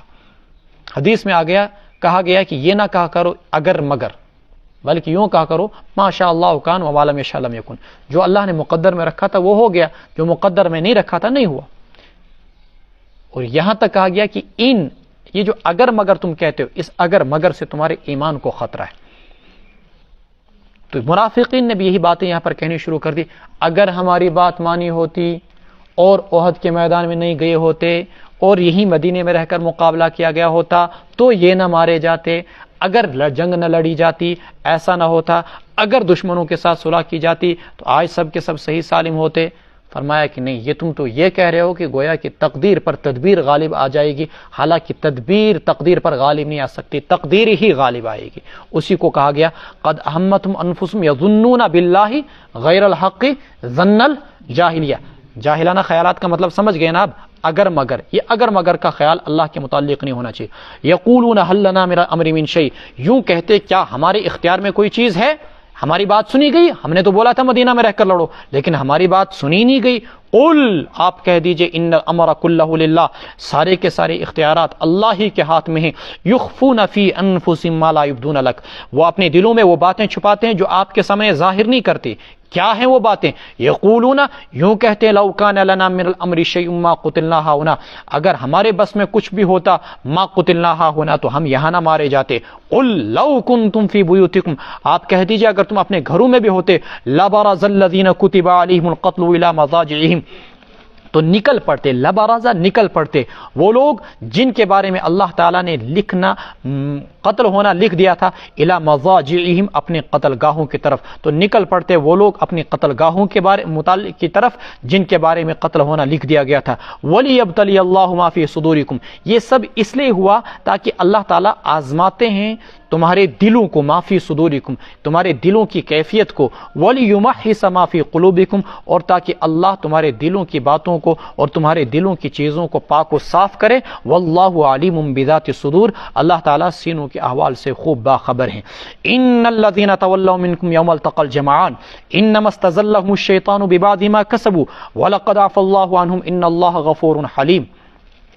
بلا شبہ جب میدان جنگ کے اندر اب گھمسان کی جنگ سٹارٹ ہو گئی اور مسلمان دونوں طرف سے بیچ میں پسنے لگے، تو اس موقع پر کچھ لوگ میدان جنگ چھوڑ کر باہر نکل گئے، میدان جنگ چھوڑ کر فرار اختیار کر گئے۔ اس پر اللہ تعالیٰ نے فرمایا بلا شبہ جو لوگ تم میں سے پھر گئے تھے، نکل گئے تھے میدان جنگ سے، اس دن یوم التقى الجمعان، جس دن دونوں جمعیتیں، دونوں جماعتیں باہمی ٹکرا گئی تھی، انما استزلهم الشیطان ببعض ما کسبوا، یقیناً ان کو شیطان نے بہکا دیا تھا، ببعض ما کسبوا، ان کے بعض اعمال کی وجہ سے، وَلَقَدْ عَفَا اللَّهُ عَنْهُمْ، اللہ تبارک و تعالیٰ نے ان کو معاف کر دیا، ان اللہ غفور حلیم، اللہ تعالیٰ بخشنے والے ہیں، اللہ تعالیٰ بڑے مہربان ہیں۔ تو گویا کہ یہ تین چیزیں آئی جو مسلمانوں کے لغزش کا سبب بنی، ایک مال غنیمت کی خواہش، دوسرا اللہ کے رسول صلی اللہ علیہ وسلم کی نادانستہ، دانستہ نہیں بلکہ نادانستہ حکم عدولی، اور تیسری چیز اپنے جان بچانے کی فکر۔ ان تین چیزوں کی وجہ سے احد کے میدان میں مسلمانوں کو شکست کا سامنا کرنا پڑا۔ ان اللہ غفور حلیم، یا ایھا الذین آمنوا لا تکونوا کالذین کفروا، اے ایمان والو کافروں کی طرح نہ ہو جانا، وقالوا لاخوانہم اذا ضربوا فی الارض، انہوں نے اپنے ان بھائیوں کے متعلق کہا، وقالوا لاخوانہم، انصار کے متعلق کہا، منافقوں کی بات چل رہی ہے، منافقین نے انصار کے بارے میں کہا، اذا ضربوا فی الارض، جب وہ زمین میں سفر کرتے ہیں، او کانوا غزا، یا جہاد کو جاتے ہیں، تو یوں کہتے ہیں لو کانوا عندنا ما ماتوا وما قتلوا، اگر ہمارے پاس ہوتے نہ وہ مرتے نہ وہ مارے جاتے۔ فرماتے ہیں کہ یہ غلط بات ہے، لیجعل اللہ ذلک حسرۃ فی قلوبہم، یہ بات ان کی زبان پر اس لیے آئی، یہ بات ان کی زبان پر اس لیے آئی تاکہ لیجعل اللہ ذلک حسرۃ، تاکہ اللہ اس بات کو سامان حسرت بنا دے ان کے دلوں میں۔ واللہ یحیی و یمیت، اللہ تبارک و تعالیٰ زندگی بھی دیتے ہیں، اللہ ہی موت بھی دیتے ہیں، واللہ بما تعملون بصیر۔ دیکھیں انسان کو اگر کسی کا والد گھر میں ہو، 2 دن 3 دن 4 دن اس کے پاس پیسے نہیں تھے اور علاج نہیں کر سکا اور اس کا انتقال کر گیا، بعد میں یہ بیٹا اتفاقاً مالدار ہو جاتا ہے، کروڑ پتی بن جاتا ہے، تو پھر اس کو ساری زندگی یہ حسرت رہتی ہے کاش یہ پیسے مجھے اس وقت ہوتے تو میں اپنے باپ کا علاج کرتا۔ آج پیسہ تو ہے لیکن باپ نہیں ہے، پیسہ تو ہے لیکن باپ نہیں، یہ حسرت اس کے دل میں رہتی۔ اللہ تبارک و تعالیٰ اس آیت کے ذیل کے اندر یہ فرما رہے ہیں انصار سفر میں جائیں، انتقال کر جائیں، جہاد میں جائیں، شہید ہو جائیں۔ یہ جو منافقین ان کے متعلق یہ بات کہتے ہیں لو کانوا عندنا ما ماتوا، یہ ان پر حسرت، ارمان اور افسوس کا اظہار کر رہے ہیں، اگر نہ گئے ہوتے تو نہ مارے جاتے۔ یہ ان کے دلوں میں ایک قسم کی حسرت، ان کے دلوں کے اندر ایک قسم کا غم، ان کے دلوں کے اندر ایک قسم کا یہ جو پچھتاوا ہے، یہ پچھتاوا بھی ان منافقوں کے لیے اللہ تبارک و تعالیٰ کی جانب سے ایک عذاب ہے. یہ پچھتاوا بھی، یہ حسرت بھی ان کے لیے ایک عذاب ہے. لیجعل اللہ ذلک حسرۃ فی قلوبہم، وہ تو چلے گئے دنیا سے، لیکن تمہارے دلوں کے اندر یہ پچھتاوا، یہ حسرت بطور عذاب کے برقرار رہے گا. موت تو اپنے وقت ہی پر آئے گی، لیکن یہ حسرت ان کے لیے ایک سزا ہے. واللہ یحیی و یمیت واللہ بما تعملون بصیر. اس لیے اللہ نے کہا لیجعل اللہ ذلک حسرۃ فی قلوبہم، یہ بات کہ وہ ہمارے پاس ہوتے تو نہ مارے جاتے، یہ بات ان کی زبان پر اس لیے آئی تاکہ اللہ تبارک و تعالیٰ اس بات کو ان کے دلوں میں سامان حسرت بنا دے. وَلَئِن قُتِلْتُمْ فِي سَبِيلِ اللَّهِ، مرنا ہے ہی. کل جموں میں ایک شخص کا انتقال ہوا سڑک پر، آدھے گھنٹے تک اس کی لاش پڑی رہی، کوئی اس کے نزدیک نہیں گیا. 8 گھنٹے تک اس کی بیوی تھی اکیلی وہاں پر، اور وہ بیوی بھی ایسی پتہ نہیں کہاں کے تھے، بنگال کے کہاں کے، لیکن آدھے گھنٹے تک کوئی اس کے نزدیک نہیں گیا. آدھے گھنٹے کے بعد پھر ایمبولینس آئی، پھر پولیس آئی، پھر اس کو اٹھا لیا. مرنا تو ہے ہی، یا تو کتے کی طرح سڑک پر مرنا ہے، کوئی پچھتانے والا نہیں اور دنیا سے رخصت ہونا ہے، یا مرنا ہے تو جس اللہ نے جان دی اسی اللہ کی خوشنودگی کے لیے اس جان کو قربان کیا جائے، شہادت جیسی خوبصورت موت حاصل کی جائے. قرآن کہتا ہے وَلَئِن قُتِلْتُمْ فِي سَبِيلِ اللَّهِ، اگر تم اللہ کے راستے میں مارے جاؤ یا مر جاؤ، لَمَغْفِرَةٌ مِّنَ اللَّهِ، تو اللہ تعالیٰ کی بخشش اور اللہ تبارک و تعالیٰ کی رحمت بہتر ہے اس مال سے جسے وہ دنیا میں اکٹھا کر رہے ہیں. یعنی دنیا میں اگر وہ 4 دن مزید رہ بھی لیں تو فائدے کی چیز نہیں ہے. اصل اور بہتر چیز یہ ہے کہ یہ زندگی اور یہ موت اللہ نے دی ہے، تو اللہ ہی کے لیے انسان مر جائے. قُلْ إِنَّ صَلَاتِي وَنُسُكِي وَمَحْيَايَ، میرا جینا و مماتی اور میرا مرنا شہادت کی موت، للہ رب العالمین. وَلَئِن مُتُّمْ أَوْ قُتِلْتُمْ لَإِلَى اللَّهِ تُحْشَرُونَ، اگر تم انتقال کر جاؤ یا مارے جاؤ، لَإِلَى اللَّهِ تُحْشَرُونَ، تمہیں ہر حال میں اللہ ہی کی طرف واپس جمع کیا جائے گا. فَبِمَا رَحْمَةٍ مِّنَ اللَّهِ، اب ہونا کیا چاہیے، یہ جو لوگ میدان جنگ سے فرار اختیار کر گئے یا جنہوں نے جبل رمات کو چھوڑ دیا تھا، یا رسول اللہ کیا آپ ان کو ڈانٹیں، کیا ان کو سزا دیں، کیا ان کو جیل میں بند کر دیا جائے، کیا ان کا کورٹ مارشل کیا جائے؟ فرماتے نہیں. فَبِمَا رَحْمَةٍ مِّنَ اللَّهِ، آپ اللہ تبارک و تعالیٰ کی رحمت کی وجہ سے لِنْتَ لَهُمْ، ان کے لیے نرم ہو گئے ہیں. وَلَوْ كُنْتَ فَظًّا، اگر آپ تند خو ہوتے، غلیظ القلب، سخت دل ہوتے، لن فضوا من حولک، تو یہ آپ کے ارد گرد سے بھاگ جاتے یا آپ کے قریب بھی نہ آتے. لن فضوا من حولک فاعف عنہم، آپ ان کو معاف کر دیجئے.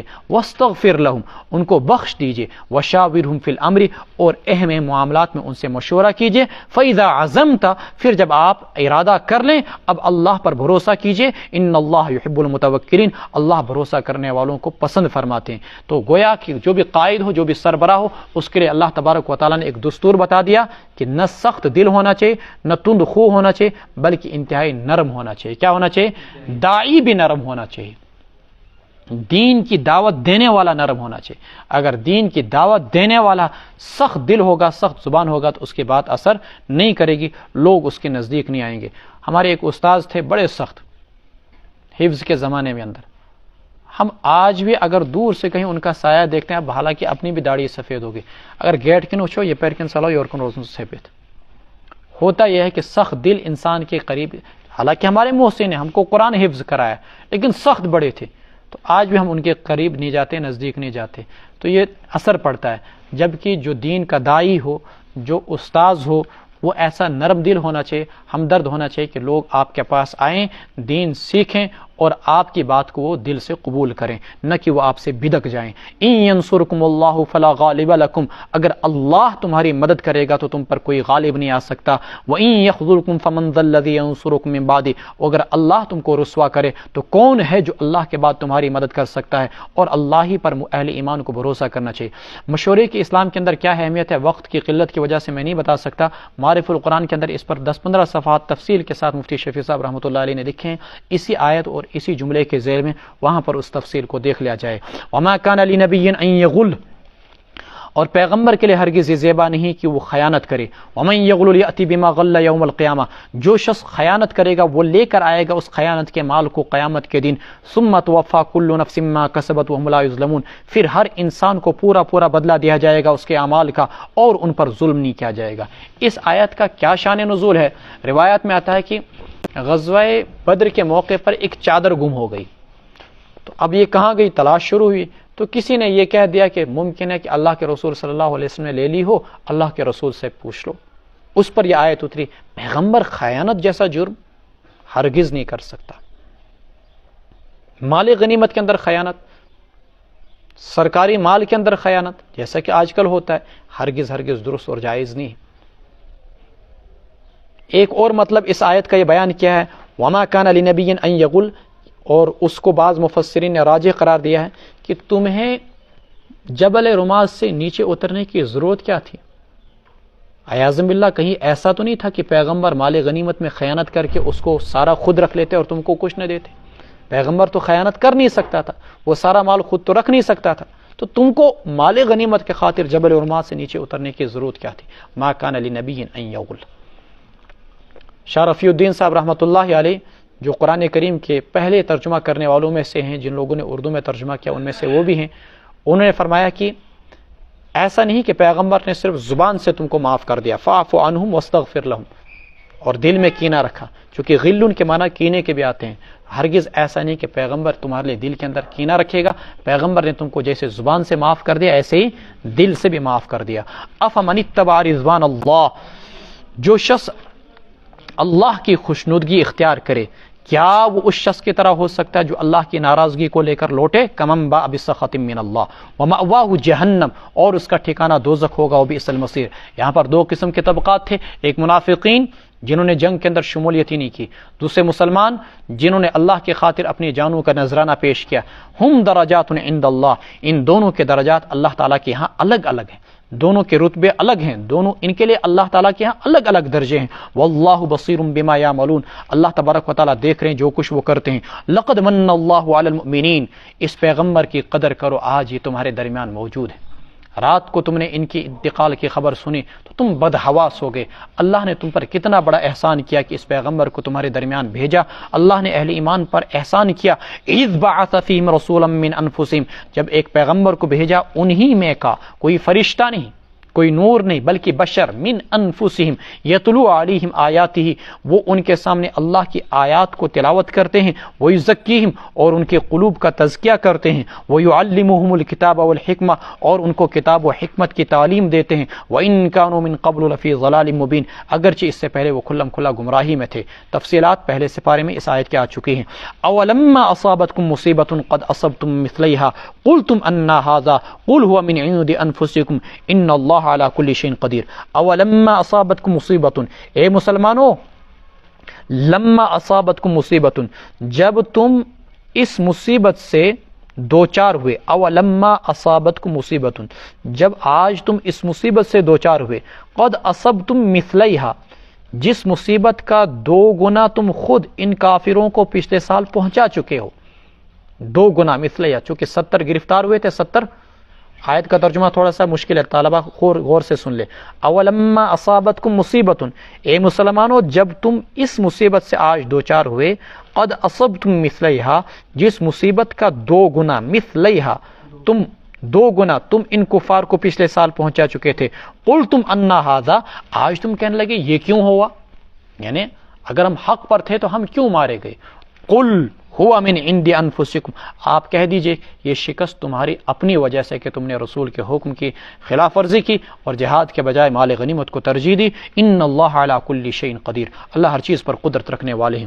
وما اصابکم یوم التقى الجمعان فباذن اللہ ولیعلم المؤمنین، غزوہ احد کے کیا اسباب تھے، کیوں یہ مصیبت پہنچی؟ اللہ تبارک و تعالیٰ فرما رہے ہیں وما اصابکم یوم التقى الجمعان، اور جو بھی مصیبت تمہیں پہنچی اس دن جس دن کی دونوں فوجیں باہمی بھیڑ گئی تھی. وما اصابکم، جو مصیبت تمہیں پہنچی اس دن یوم التقى الجمعان، جس دن دونوں فوجیں آپس میں بھیڑ گئی تھی. فباذن اللہ، وہ مصیبت تمہیں اللہ کے حکم سے پہنچی. ولیعلم المؤمنین ولیعلم الذین نافقوا، تاکہ اللہ اہل ایمان کو بھی جان جائیں اور اللہ منافقوں کو بھی جان جائیں. اللہ تو پہلے ہی جانتے تھے. جاننے کا مطلب ایسے موقع پر یا علماء کا ترجمہ کرتے ہیں ظاہر کرنے سے، دونوں کا دودھ اور پانی کا پانی ہو جائے، کھرا کا کھرا ہونا اور کھوٹے کا کھوٹا ہونا ظاہر ہو جائے. وقیل لہم، اور کہا گیا ان منافقوں سے تعالوا قاتلوا فی سبیل اللہ، آؤ اللہ کے راہ میں لڑو. او ادفعوا، یا اپنا بچاؤ ہی کرو. تو کہنے لگے قالوا لو نعلم قتالا لاتبعناکم، یہ منافقین کہنے لگے اگر ہم اسے جنگ سمجھتے لاتبعناکم تو ہم تمہارے ساتھ ہو لیتے۔ وہ کہتے یہ تو کوئی جنگ ہی نہیں ہے، تم 700 ہو اور وہ 3000 ہیں، وہ گویا کہ وہ تم سے 4 گنا زیادہ ہیں، یہ جنگ نہیں بلکہ یہ خودکشی ہے، اس لیے ہم تمہارے ساتھ نہیں لڑ سکتے، دشمن بہت زیادہ ہیں، ہم کم ہیں۔ ہم للکفر یومئذ اقرب منہم للایمان، اس دن یہ کفر سے زیادہ قریب تھے بنسبت ایمان کے۔ یعنی منافقین اگر آج تک کم سے کم ظاہری لحاظ سے اپنے آپ کو مسلمان کہتے تھے، زبان سے مومنانہ بولتے تھے، لیکن آج ان کی زبانیں بھی کافر ہو گئی۔ ہم للکفر یومئذ، اس دن وہ کفر کے زیادہ قریب تھے ایمان کے بنسبت۔ یقولون بافواہہم، یہ اپنے منہ سے وہ باتیں کہہ رہے تھے ما لیس فی قلوبہم، جو ان کے دلوں میں نہیں تھی۔ واللہ اعلم بما یکتمون، اللہ خوب جانتا جو کچھ وہ چھپا رہے تھے۔ الذین قالوا لإخوانهم وقعدوا لو اطاعونا ما قتلوا، جنہوں نے اپنے بھائیوں کی نسبت سے کہا، اپنے بھائیوں کے بارے میں کہا، وقعدوا خود تو گھروں میں بیٹھے رہے، الذین قالوا وقعدوا دھرا حال ہے کہ خود گھروں میں بیٹھے تھے اور کہنے لگے اپنے بھائیوں یعنی انصار کے متعلق، وطنی بھائی مراد ہیں ورنہ منافق مومن کا بھائی کہاں سے ہو سکتا ہے۔ لو اطاعونا ما قتلوا، کہنے لگے کہ اگر وہ ہماری بات مان لیتے ما قتلوا تو نہ مارے جاتے۔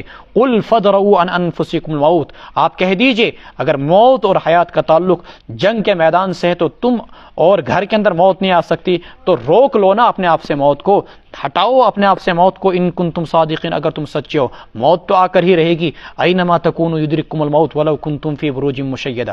اب جو لوگ شہید ہو گئے ان کے بارے میں کہنے لگے کہ کاش وہ ہمارے درمیان ہوتے تو مزے اڑاتے، دیکھو وہ مر گئے، جلدی دنیا سے چلے گئے، ابھی چھوٹی عمر میں تھے، جیسے لوگ بولتے ہیں۔ اللہ تبارک و تعالیٰ نے اس پر فرمایا وَلَا تَحْسَبَنَّ الَّذِينَ قُتِلُوا فِي سَبِيلِ اللَّهِ أَمْوَاتًا، نہ خیال کرنا ان لوگوں کو جو اللہ کے راستے میں مارے جائیں کہ وہ مردے ہیں، بل احیاء عند ربهم، بلکہ وہ زندہ ہیں، اپنے رب کے یہاں ان کو روزی دی جاتی ہے۔ حدیثوں میں ایک روایت آتی ہے کہ جو لوگ شہید ہوتے ہیں، شہیدوں کی روحوں کو اللہ تبارک و تعالیٰ سبز پرندوں کے پوٹوں میں ڈال کر جنت کے اندر پہنچا دیتے ہیں، عرش کی قندیلوں کے پاس ان کا ٹھکانہ ہوتا ہے، رات وہاں پر گزارتے ہیں، دن بھر وہ جنت کے باغوں میں، جنت کے نہروں میں، جنت کے میدانوں میں، جنت کے کھیت کھلیانوں میں، جنت کی بہاروں کے اندر گھومتے پھرتے رہتے ہیں، وہاں کے پھل فروٹ کھاتے ہیں، وہاں کا پانی پیتے ہیں، اور شام کو آ کر کہاں پر ہوتے ہیں؟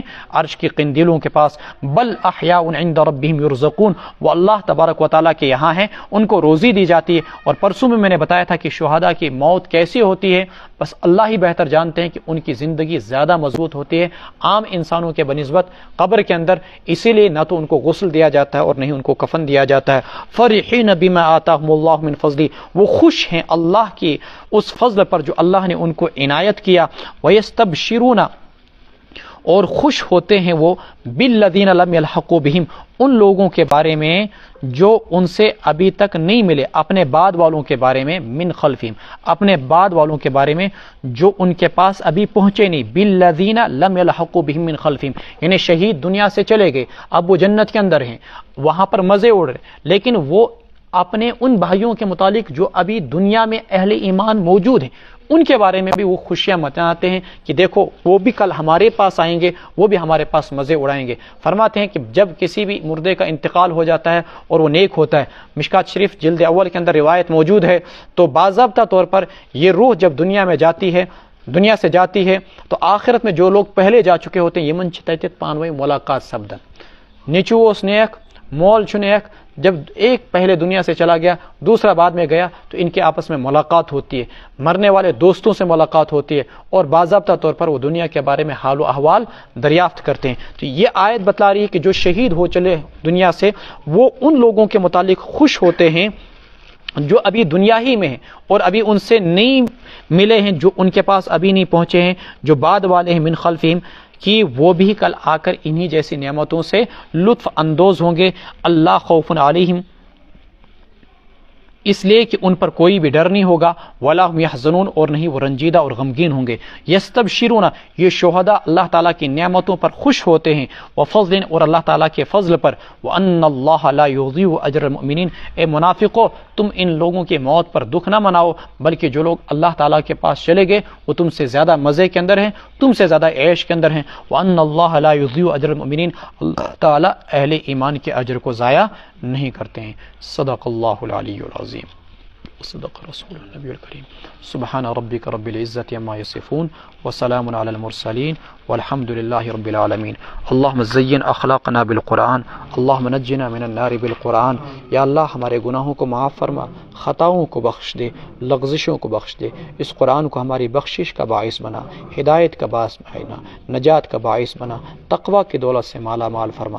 یا اللہ ہم میں سے اس مجلس میں جس کی جو ضرورت موجود ہے یا اللہ سب کی ضرورتوں کو پورا فرما، بیماروں کو شفا عطا فرما، مردوں کی مغفرت فرما، ہمارے والدین کی بھی مغفرت فرما۔ یا اللہ دنیا میں جو بھی مسلمان خصوصاً غزہ میں پریشان حال ہیں یا اللہ ان کی پریشانیوں کو دور فرما، کل امت مسلمہ کو قرآن کو پڑھنے کی، قرآن کو اپنانے کی، قرآن پر عمل پیرا ہونے کی توفیق عطا فرما۔ وصلی اللہ تعالی علی خیر خلقہ۔